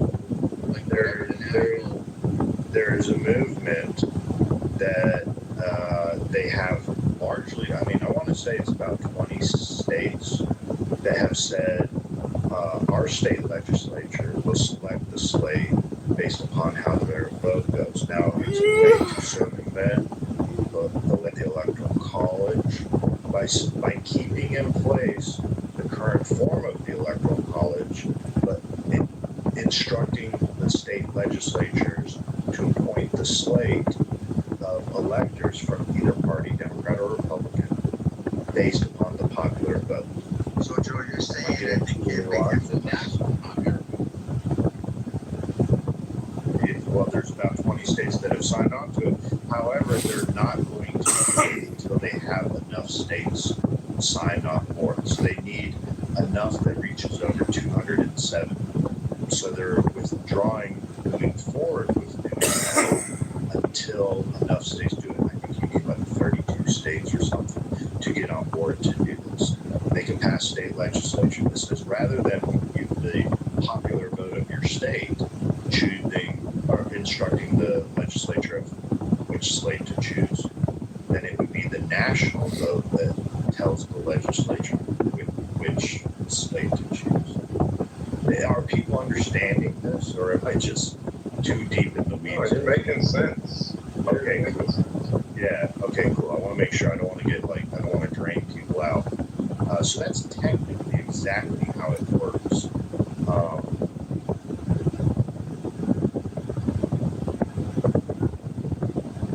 So Chaya... Can I pose a question? Yeah, go ahead, Oscar. Okay. So does that not seem like just like the purpose of it, like whatever you think it is? Doesn't it seem like, in effect, a way to dilute the will of the people? What's your position in that regard? Yeah, it would be the will of the each state. So technically, I don't know what all states y'all come from. I come from Alabama. Maybe we get some others to say what state they come from. It would. I'm your sister. I'm in Mississippi. All right, Mississippi. So the state of Mississippi, when you guys vote for the president, you're instructing your legislature to appoint a slate based upon who the people and the will of the people of Mississippi have selected to vote for president. Yes, it would circumvent the will of the people of the state of Mississippi if the state of Mississippi changes their law to follow who the national vote would be. And then we would all really ultimately be at the mercy of the media. The media choosing who the president is, because we know, I mean, what does it take for this CNN or Fox News to just say, well, this person has received the most popular votes, and that's who each state should then appoint their slate on. I get what you're saying. You're against the idea of California deciding what Mississippi does. And I'm from Mississippi, and I'm a proud Mississippian. And one thing about Mississippi, like, we didn't get rid of prohibition until a few years ago. So like we do our own thing. So I totally kind of understand that perspective on things. But I'm just like, I don't know, bro. Like, how do we get a situation where we elect Clinton, but we got Trump? You know what I mean? Like, how would you diagnose that situation as far as like what everybody wanted was this thing, but then we got this thing? I don't know. I think you're making an assumption that people actually wanted her. I didn't want her. Okay, just to be clear. I'm just saying. Go ahead. To answer your question, the point is that if we went to pure popular vote, then the vote for president would always be decided by the large cities. No. Just to be clear, I understand that. See, Joe seems to know more. Like, he seems to know in the weeds of everything. And so I'm asking, like, what's his, like, prognosis on exactly why it is that, overwhelmingly the country can, like, lean a particular direction, but then we still, for some reason, end up in a situation where someone's president that didn't get the most votes. That's all I'm saying. I'm saying, like, what specifically, I mean, I don't know if he knows the specifics of the 2016 election or the 2020 election or what have you. And I would wonder, like, do you believe that the 2020 election was stolen? So Joe, kind of speak to that, man. Like, because you seem like you know a lot, like, the details and stuff. I don't. So let's listen.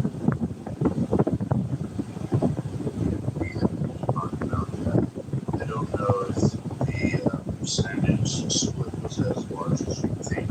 So Hillary Clinton received 48.2% vote. She got 65.8 million votes. Donald Trump received 46.1% votes. He received 62.9 million votes. So we're looking at just shy of 3 million votes that separate the two. So at 2% of the country. So I don't think it was like as wide a margin as they make it out. And when you look at the state of California, there are more registered Republicans, 4 million registered Republicans in the state of California than the entire population of Alabama. So when you have this disparity in different states' populations, I mean, clearly California could have an additional 2 million, 3 million, 4 million votes. They can certainly water down the influence of many other states, not just Alabama, but lots of states. They would have the influence over, and if we don't have any way to regulate how California does it. So the point I'm making is like, hey, sure, to respond to kind of how Chai was saying, sure, if we go ahead and go with a popular vote, then I want to be able to have influence in say in who gets to register in California's election system. Right. that's just rational. So I have two questions. The first one is there any evidence of actual illegal people voting? Illegal immigrants, that is, voting? Like, is there any kind of, like, data in that regard? And the second question, one moment. And the second question would be, how would you feel about ranked choice voting? But that first one, I'm very interested in. That's Hold on. So here just recently, James O'Keefe last week released videos. He was in Minnesota because Minnesota had their primary last Tuesday, and they can register people based upon the voucher system. So if me and you live in the same zip code or district, voting district, if we were in Minnesota, I could say, hey, I'm vouching for Oscar. I know he's not registered, but I can vouch and say Oscar lives in this district, and I am the ID for Oscar. And Oscar, you can come along and vote. So some states have very loose regulations on how they register people to vote. That leads people to certainly believe that, yeah, there's cheating. So just to be clear, so you're saying specifically in Minnesota, this covered from James O'Keefe, and if you could, like, post a link or anything, anybody who has access to this coverage, post something in like the thing so I can kind of look it up. But so you're saying that in Minnesota, it's possible for someone to vouch for someone to register to vote, and that come through as an actual registration. You know what I mean? Like that, does that actually, does the person, because eventually, go ahead. The day of the vote, the day of the election, someone can go into the poll and say, hey, my friend, even though they're not registered, I can vouch for them, and they can come along and vote. And up to 8 people are allowed, you're allowed to bring 8 people unregistered to the poll to go and vote. Yeah, this is Minnesota law. So I'll post all that for you right now. I'll give you a bunch of different links on that. So the idea that if we eliminate the electoral college doesn't eliminate the problem.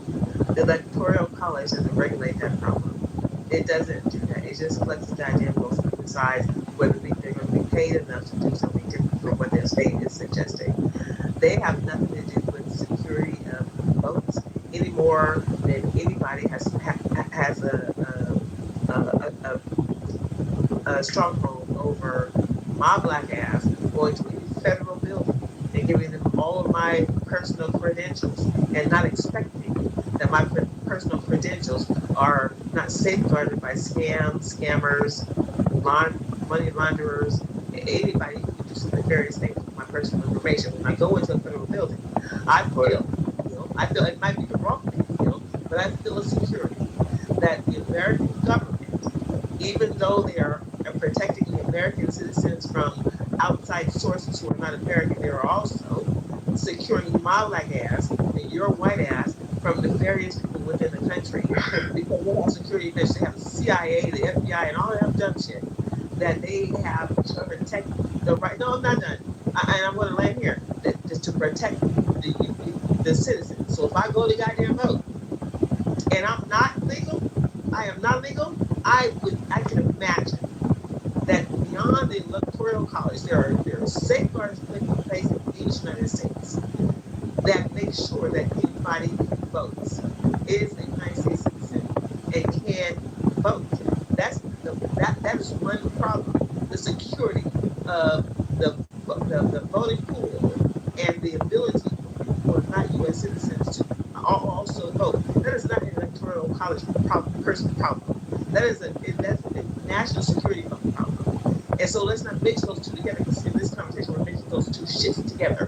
Because the people we elect to the electoral college don't have the power to decide what security measures we put in place to make sure that people who are not American citizens cannot fucking vote. Those are two different things. And the fact that we are sometimes the way is weird to make this conversation. It's okay. No, sorry. You got to win the lawyer. The reason why is because, like we saw in Los Angeles, that the two top contenders were Karen Bass and Spencer Pratt, who was a Republican. And then at the last minute, what they did in order to eliminate Spencer Pratt from the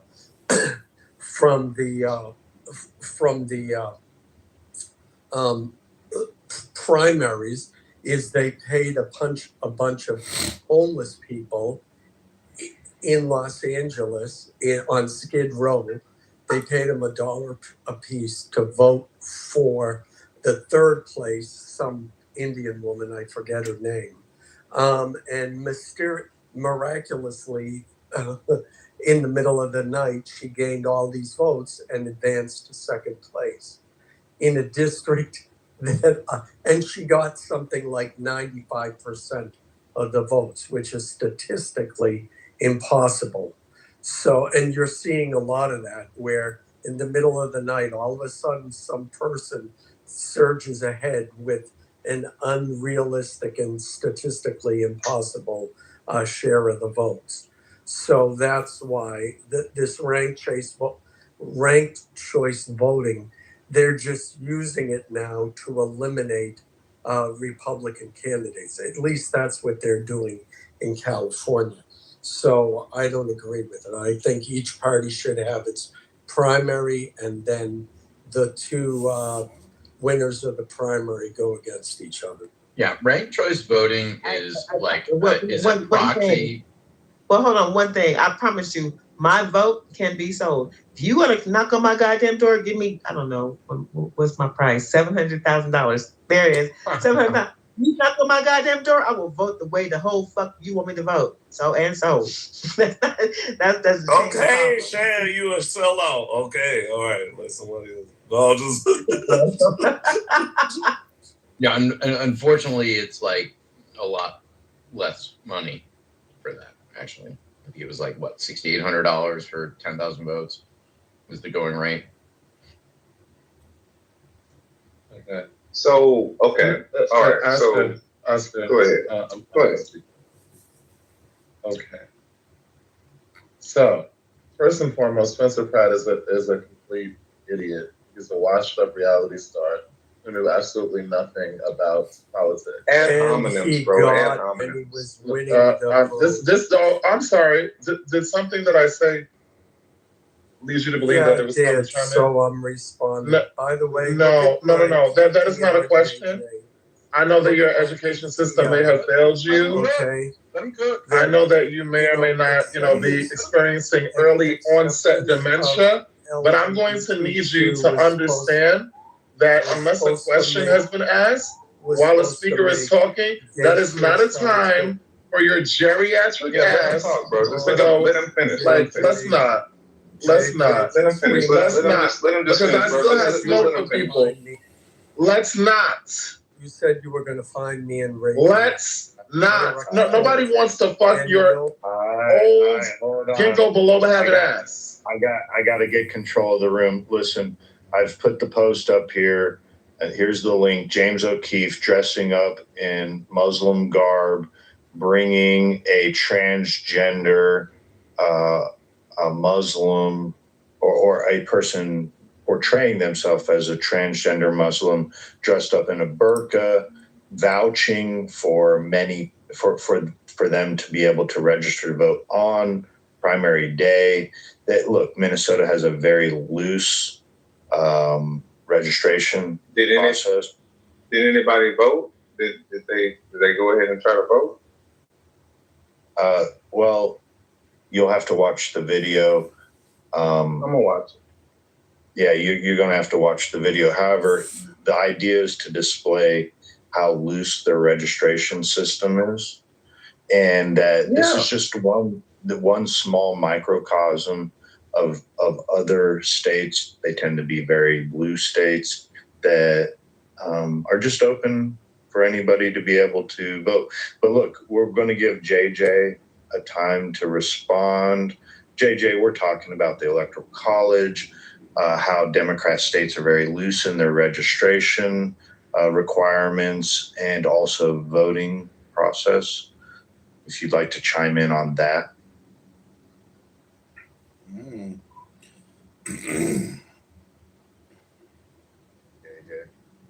Yeah, no, I'm just waiting for everybody to mic up because I really don't want to like have to be yelling at everybody. Like, let's not. Timothy, you already know how I feel from the last one.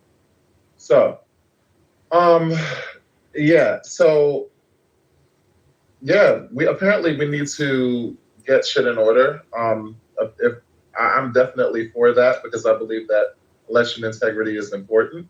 You know, I don't like people lying and fear mongering about it like Trump, but I do understand that shit needs to be tightened up. So I have no problem with that. That's not necessarily a partisan change issue. Like that's more of a we need to just have better candidates that are vetted, and better governance to make sure that this shit doesn't happen. It's absolutely ridiculous for people to be able to exploit the electoral process, to try to cheat the system.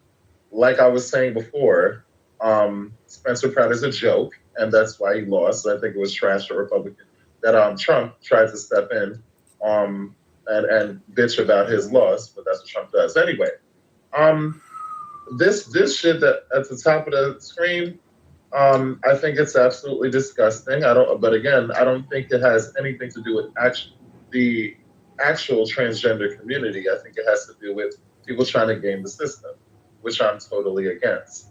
The last thing I want to say is to what you said, Joe. This is my thing with the Electoral College, right? I think that I reject the notion that every state has the same value. I reject the notion that every state needs the same voice.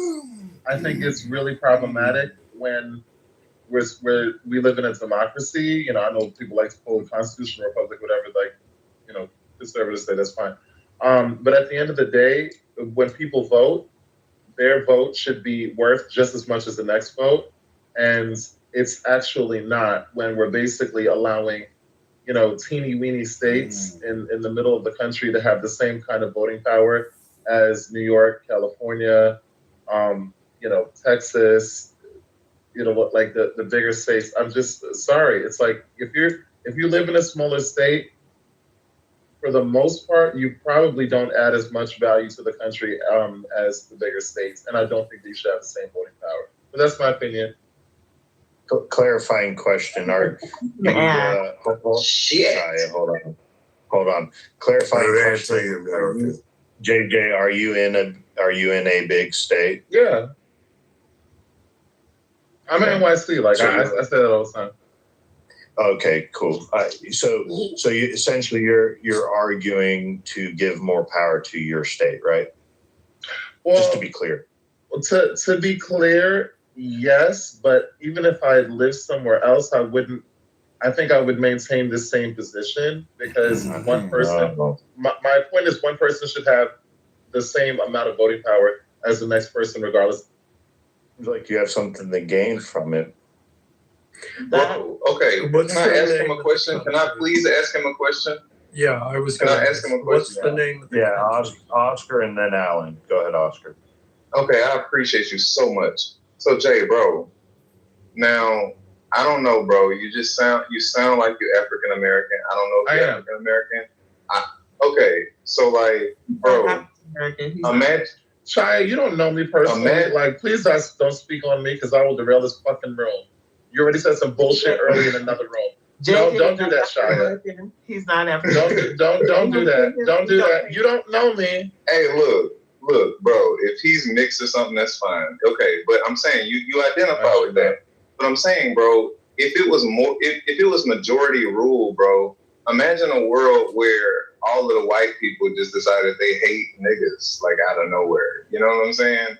Like, wouldn't that be a bad thing? I know you would probably say that that's to happen with Trump, but I'm just saying though, like, like if majority really ruled, wouldn't that make the minorities a problem? Like, you know what I'm saying? Like, what do you think in that regard?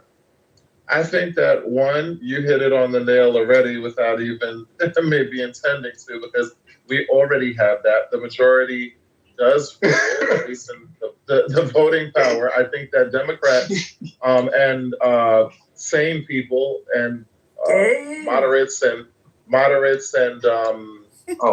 do you call it? What's the other independents need to galvanize and actually put I'll say this, non-Republicans back in the office, because there's a way this shit is going down right now is very, very problematic, and I think that the country needs a brief. For whom? Who's it problematic for? It's problematic for anybody who's black or brown. It's problematic if you got an accent. It's problematic if you don't have a passport, which literally millions of Americans don't, and you want to vote. It's problematic for people who are just trying to buy gas and groceries at a normal rate. Okay, what is?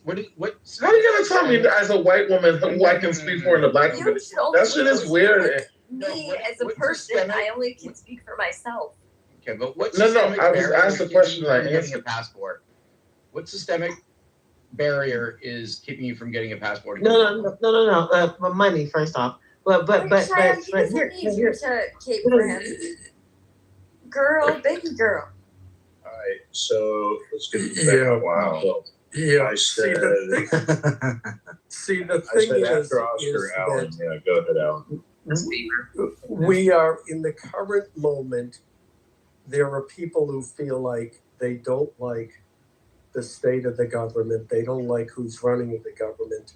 And they know that if they went to a simple majority voting system, that they would gain an advantage, and it would be very difficult then for another party to gain access to the White House. But this is exactly what the founding fathers sought to prevent, and which is exactly why they put in the Electoral College, because democracies always fail. Mob rule always fails. And Oscar's example was the perfect example of that. If white people, first of all, white people are not by and large racist against black people, even though there are those who would like to portray that they are, et cetera, et cetera. But if we decided, gee whiz, we're tired of black people and we want to do something about it, then the majority rule would enable that to happen.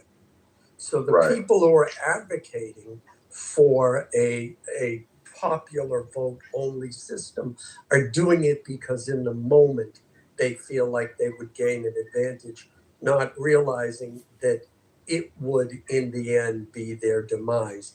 And that, again, our founding fathers understood this. And this is why we have the system we have. It's not called the United People of America.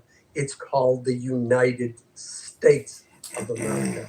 So our system is founded around a state identity, not a city identity, not a party identity, United States. We each have diverse and inclusive states. I love how he gets to talk in this cadence and nobody interrupts him. But when I talk and I talk fast, I get interrupted. It's really weird. Well, that's okay, Jay. No, it's not okay. That wasn't for you to comment. I'm just making an observation. I'm just making an observation. Right. And I because he literally talks like he's slow, and it's okay. The last submission you made, I didn't interrupt you. You were right, but I will land with this. Each state brings a diverse, unique, and inclusive contribution to our country. And wouldn't it be terrible if that diversity was destroyed because of the popular vote? If you want to be progressive, you need to keep the Electoral College to preserve the diversity that our founding fathers baked into our system. They were geniuses. So Alan, these are the United States, and there's no visa requirement or no passport requirement for Americans to move from state to state. It's fluid. Correct. It's not as stringent as you propose it to be, because where did I made no such claim, Chaya. I'm trying to respond to you though, Alan. Okay, the fact that our population by saying Alan, I'm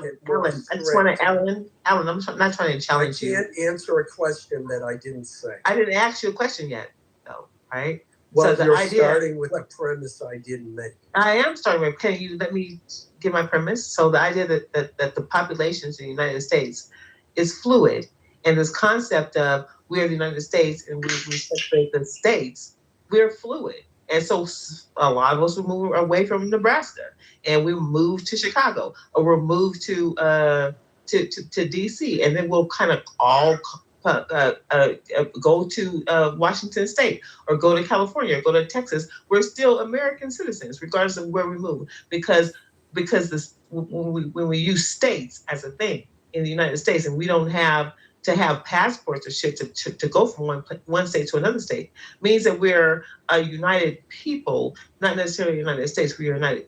We are American. They name it the United People of America. And the right that has been given to us is that we are able to move from state to state and not have an allegiance to any fucking state at all. There could be some kind of popular situation happening in fucking Nebraska, and we'll all move to goddamn Nebraska, and Nebraska will be the populous state. It could happen fucking overnight, because we have that fluidity in the United States as American. And I think what's more important. What are you saying? What's more important, and I'm getting here. Yeah, I'm confused. What's more important is that we're American citizens. When I interact with the government, because we sometimes have to interact with the government, like vital records and sometimes shit like that. The questionnaire that they give you in these phone calls is fucking ridiculous. How many teeth did you have in your mouth at 4 years old? Because they know this shit. And where were you when you were 12? I've never been asked yeah, that. They know this shit. Are you against diversity? Can I finish? I want to finish this without interruption. Thank you very much, because I let you finish, Alan. What I don't want to do, what I did not do is disrespect you in the way that you spoke. I respect the way you present your.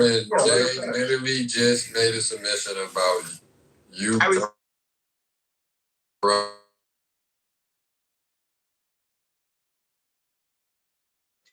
And the people who criticize you, the way you present, you speak slowly and methodically, and I respect that. Respect me at the same time. The idea that I can when I interact with government entities, that they ask me some strange shit. When they ask me some strange shit to validate myself, ask my Social Security, ask my father, ask my mother, ask where I was at this particular time and date, and ask when I was this particular fucking time and date. I feel like naked by the time I get through this security man. I feel fucking naked, because you know more about me than I think I know about my goddamn self. And so the idea that you can do that shit with me to validate who I am as an American fucking citizen, and at the same time you have people who are voting who are not American citizens, I have no choice but to believe that people who are not American citizens who are voting, someone's allowing that shit because of the scrutiny that I get from the American the systems, the agencies I interact with, that they know too fucking much about me. I didn't even fucking remember about my goddamn self. Damn, girl, stop cussing so much. Shit.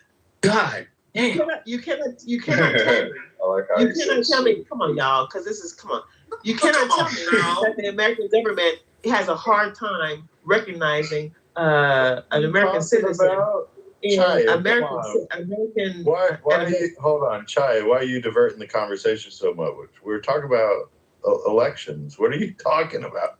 I'm talking about the security over the elections. Did you not follow me? No. Security. Yeah, I understand what you were saying. You're basically saying you go through so much that you are shocked to know that there are illegals. Now someone has to talk for me? No. I was just trying to show that I understood. I stayed in the vein of the You conversation. asked a question. Why You said, am "Are you guys not following me?" And then Oscar was responding to you.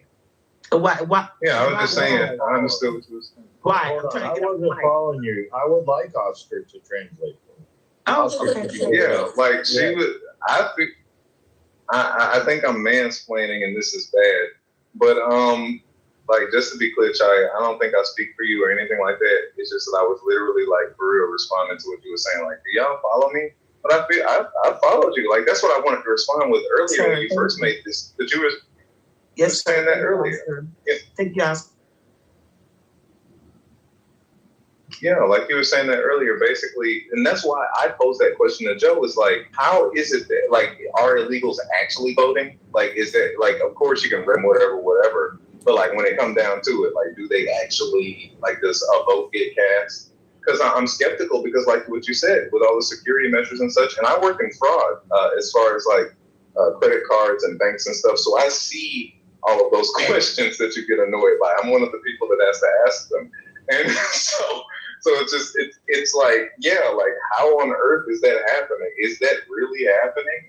So I understand your skepticism, and I didn't mean to be your translator. Like I didn't mean to. I'm not trying to insult you or none of that. Like I just was just saying. Like I understood what you were saying. For real. Thank you, Oscar.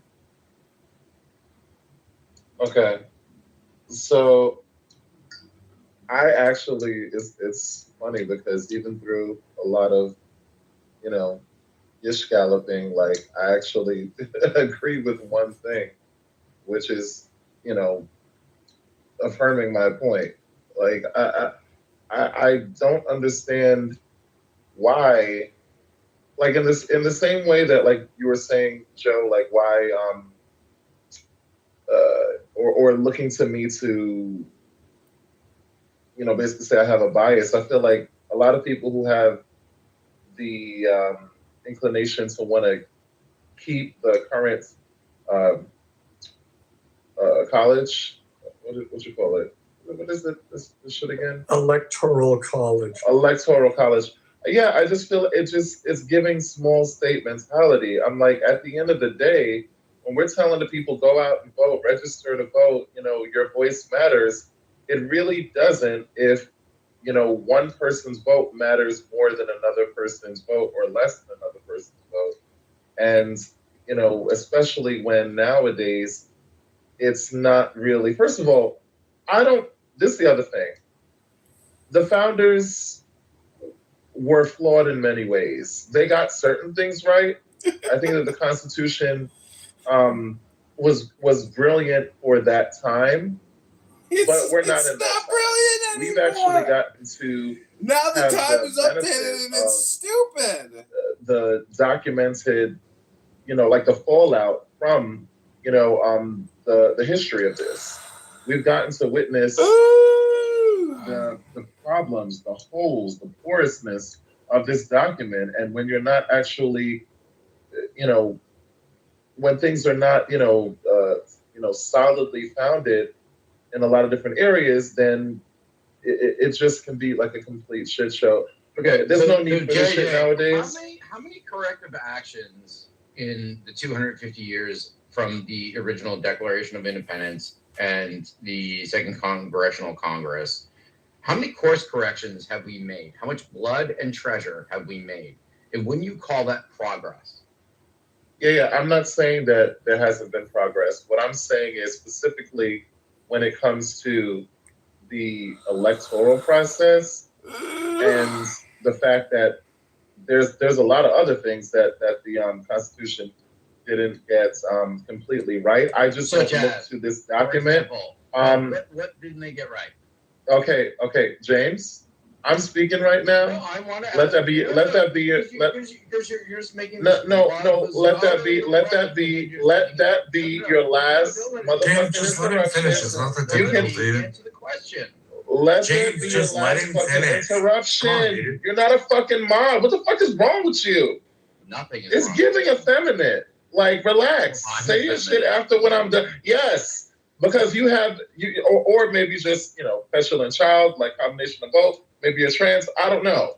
Relax. Take a hormone. Relax. All right, now, you trans. It's No. Well, actually, no, I'm a woman. So yeah, respect my pronouns. You're a trans woman. No, just a woman. No, you're a trans woman. Okay. All right. Well, yeah. I aspire to be just like your PCR. Now, yeah, the electoral college shit, there's no need for it anymore. And the point that I was making, maybe a little bit clumsily, is that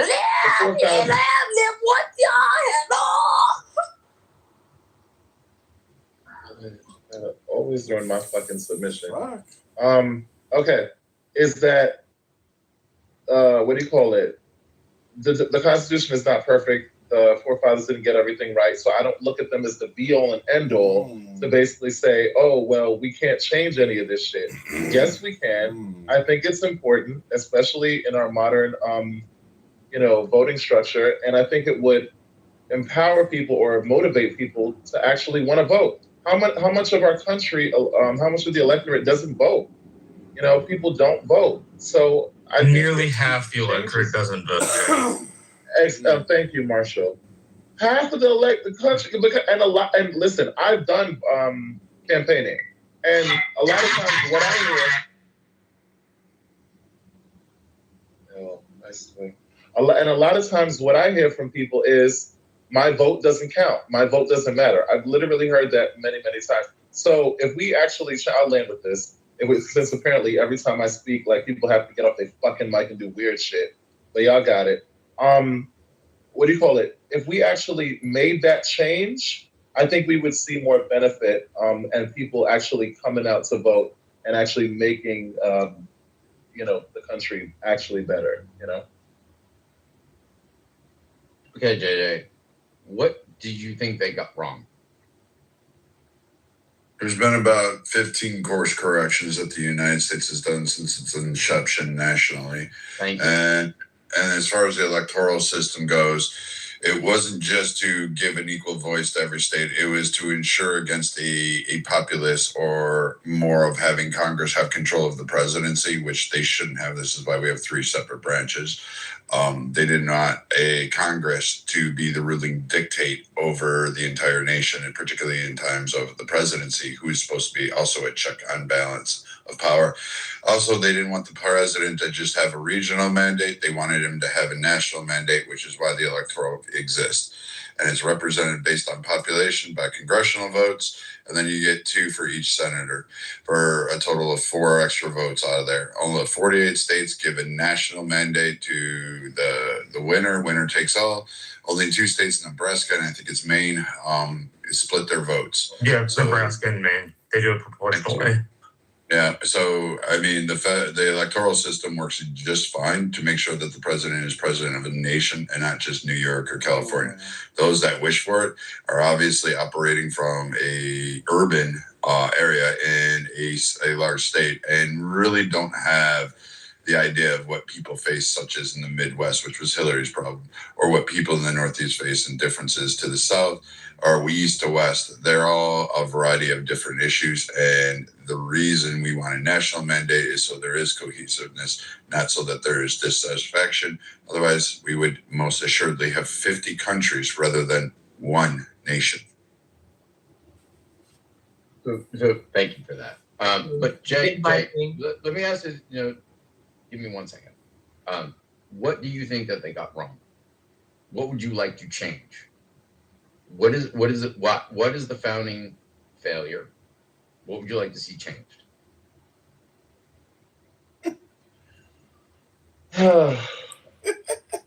First and foremost, I think that there should be term limits within really the entire government. We have that for what do you call it, for presidents. We need. I think we actually need, first and foremost, term limits on the Supreme Court. I think that why? Wait. We also, let me interrupt you for a second.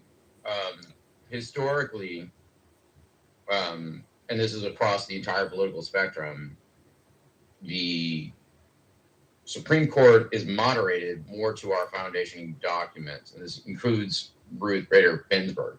Like, there's a reason why they don't have term limits, because they keep going back to the original document, and over time, they become more originalist. So that's the story. No, the reason they don't have term limits is because in England during the colonial period, the king could get rid of justices at any point in time, which is why our justices serve at good behavior. Right.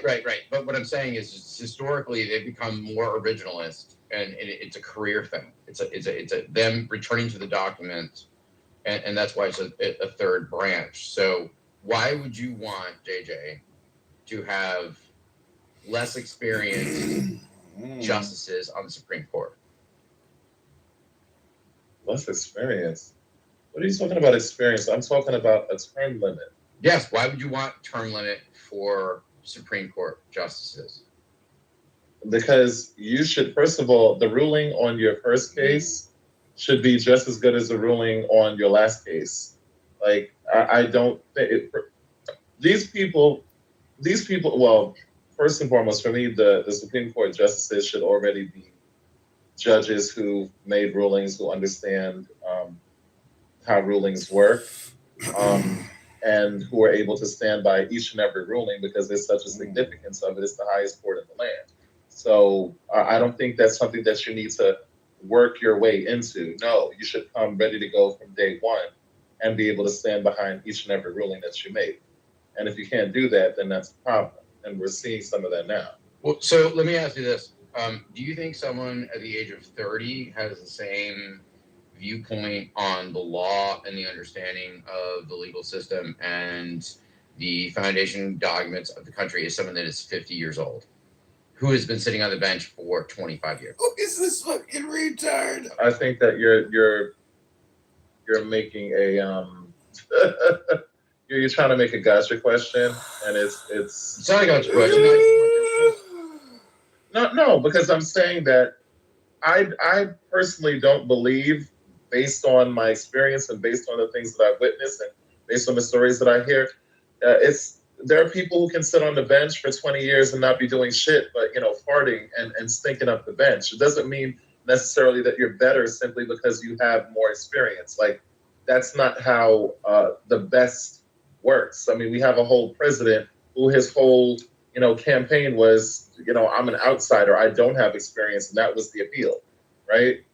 So I just don't buy this whole thing about you need experience. Like, you need education, you need qualifications, but experience, no. John, let me ask you, just give me a range. How old are you?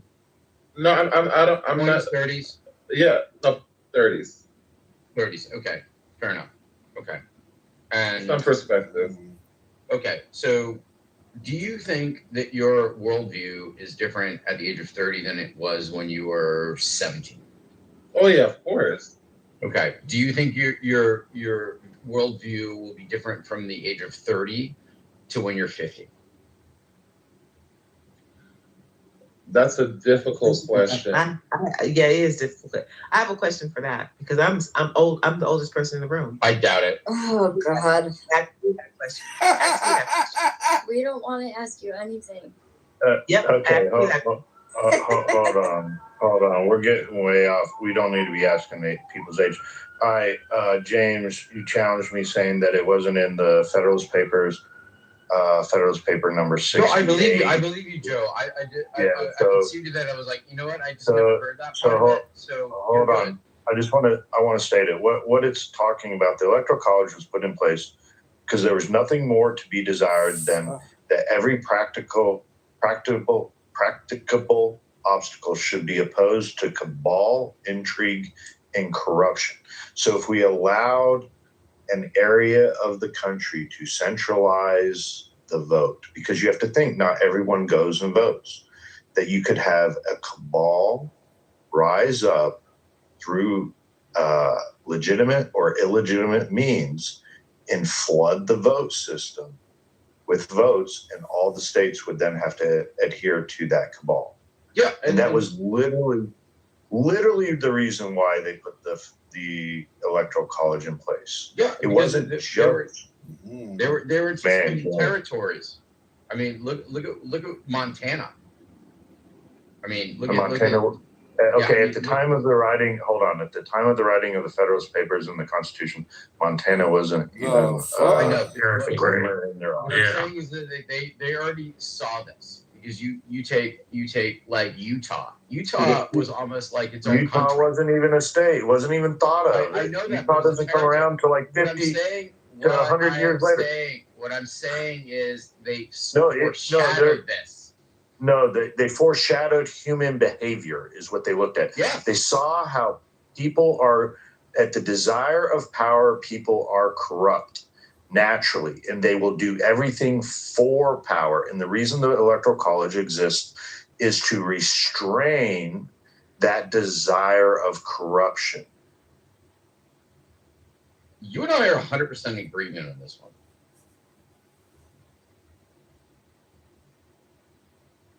Okay, I asked a question. I mean, that wasn't the purpose of the Electoral College to prevent corruption. It had nothing to do with it. Look. Did you miss it? No, hold on. Did you miss what I said? Literally, Federalist Paper number 68. This is. Yeah, I know what the intended and what you're trying to parse out, but the step against corruption was the checks and balances that they put into. This is where the impeachment process comes in. This is why you can have censure, why you can have various methodologies that exist within our governments to go ahead and do this, most particularly the impeachment. We can impeach a Supreme Court. We can impeach a president. We can impeach a lot of people, even at the president's discretion. Any appointee that is chosen or confirmed by the Senate, we can impeach. These are not just simple little things. The Electoral College was more of not necessarily corruption, but a prevention of regionality power, most particularly during slavery, to prevent southern states from overwhelming like states like Rhode Island, New Jersey, etc. This is where the Three-Fifths Compromise comes into play. This is where a lot of things start to come into play and start to fall down when they started to frame the Constitution. But that part was not to ensure against corruption. What it was more along the lines was to ensure that regionality didn't occur, which would have gained power and dominance in one part. Let me respond since you're challenging me. At the time of the writing of the Constitution and the Federalist Papers, which I'm citing here, Federalist Paper number 68, what the founders were afraid of was foreign entities seizing power of our government through the electoral process. The reason the Electoral College was put in place was to prevent foreign powers in their attempts to seize our government through corruption. That's literally what Federalist Paper 68 talks about. I'm just saying, look, where's your source? I'm okay, but you both are correct, because I mean, if you're referencing Federalist Papers, I think it's like here we go. Talk about firmness and being like the permanent nature of and like having senatorial will resist any kind of majority overpower or like whim of the masses. And I mean, you're correct, Joe, and you're correct, both of you important parts of it. I honestly, I cannot understand why people are still arguing for a banana republic.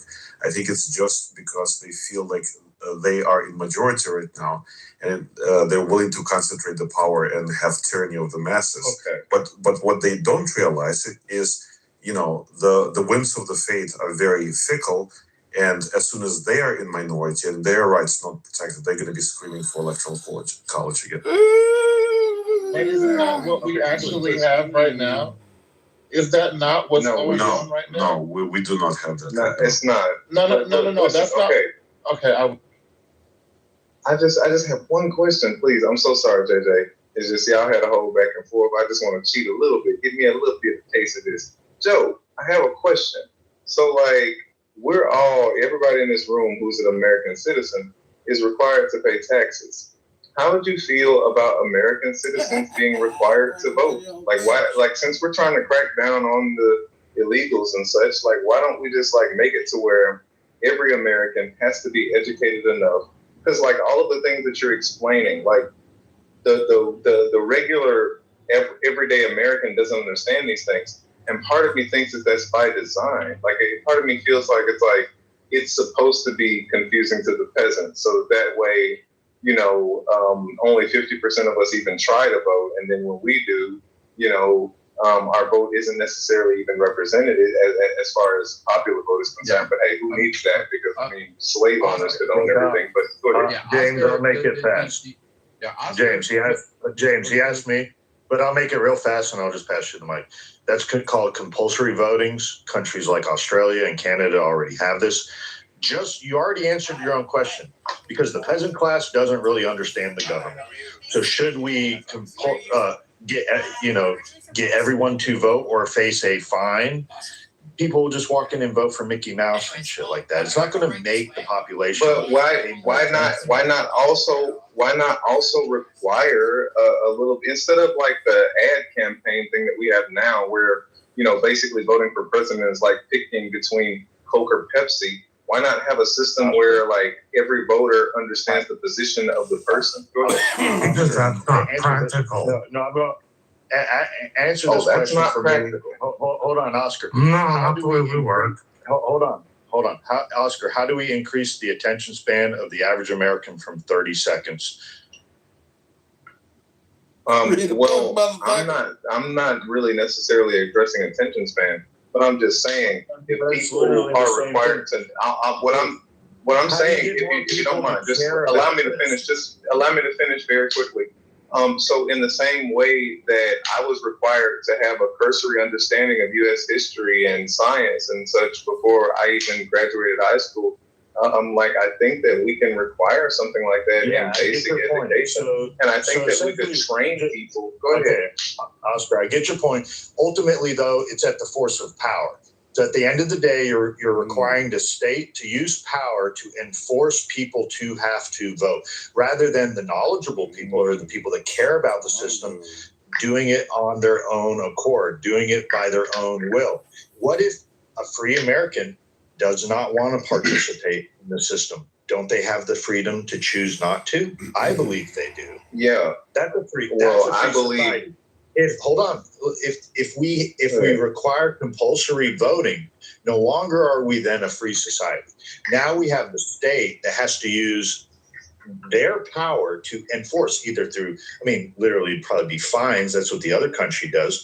But what if it escalated to that we're going to put you in jail if you don't vote? It can become ridiculous to a certain point. The reason is that what's going on in the states that you mentioned that already do this? Is it ridiculous in Australia? They have fines. Yes, I think they fine. But I'm saying, have they elected a monkey? Have they just elected a gorilla? No, but you're saying, bro. No. Not that they elected. That they issue when they go and vote. Someone will go in to vote for Mickey Mouse, so they don't get fined. Okay, that sounds like someone executing that freedom of not voting. That sounds like someone being able to execute that freedom by voting for Mickey Mouse. Estimate out of 220 million American voters, only about 15% of that number are actually educated. Okay, Marshall. But James gets to go, and then Marshall. Let's bring this back a little bit. Okay, so with the Emancipation Proclamation and the enfranchisement of the southern states and the Black American, okay, the control mechanism was then to put in a whole lot of things like literacy tests. So these were themed racist, okay, but in reality, it was it was more disenfranchisement. We have these arguments today with voter ID. Okay, so, and I agree with you. I think that no one should have a high school diploma without being able to pass the same naturalized citizen test that any immigrant has to come to the United States. So yeah, you're correct. We have dumbed down the population. Now, to Joe's point, I do think that if you are citizens of the United States, it is your civic duty to be required to vote. Now you can opt out. Even Congress gets to vote present. So, but you do have to show up. I think we should have a national holiday. Most of the largest populations, including Brazil, which is like the 5th largest population, they have a national holiday. Everyone's required to vote, and you can vote. You can just show up and do present. But I think everyone, if you are going to demand the rights and privileges of the Constitution and be a stakeholder in this country, then your civic duty is to require to vote. Even if you just choose to vote fucking Mickey Mouse, and I don't give a shit. But I think that is part of what you are bought into. It is your birthright. Okay? Now, I'm a big fan of voter ID. I don't think anyone who is not a U.S. citizen should vote in any election. I don't think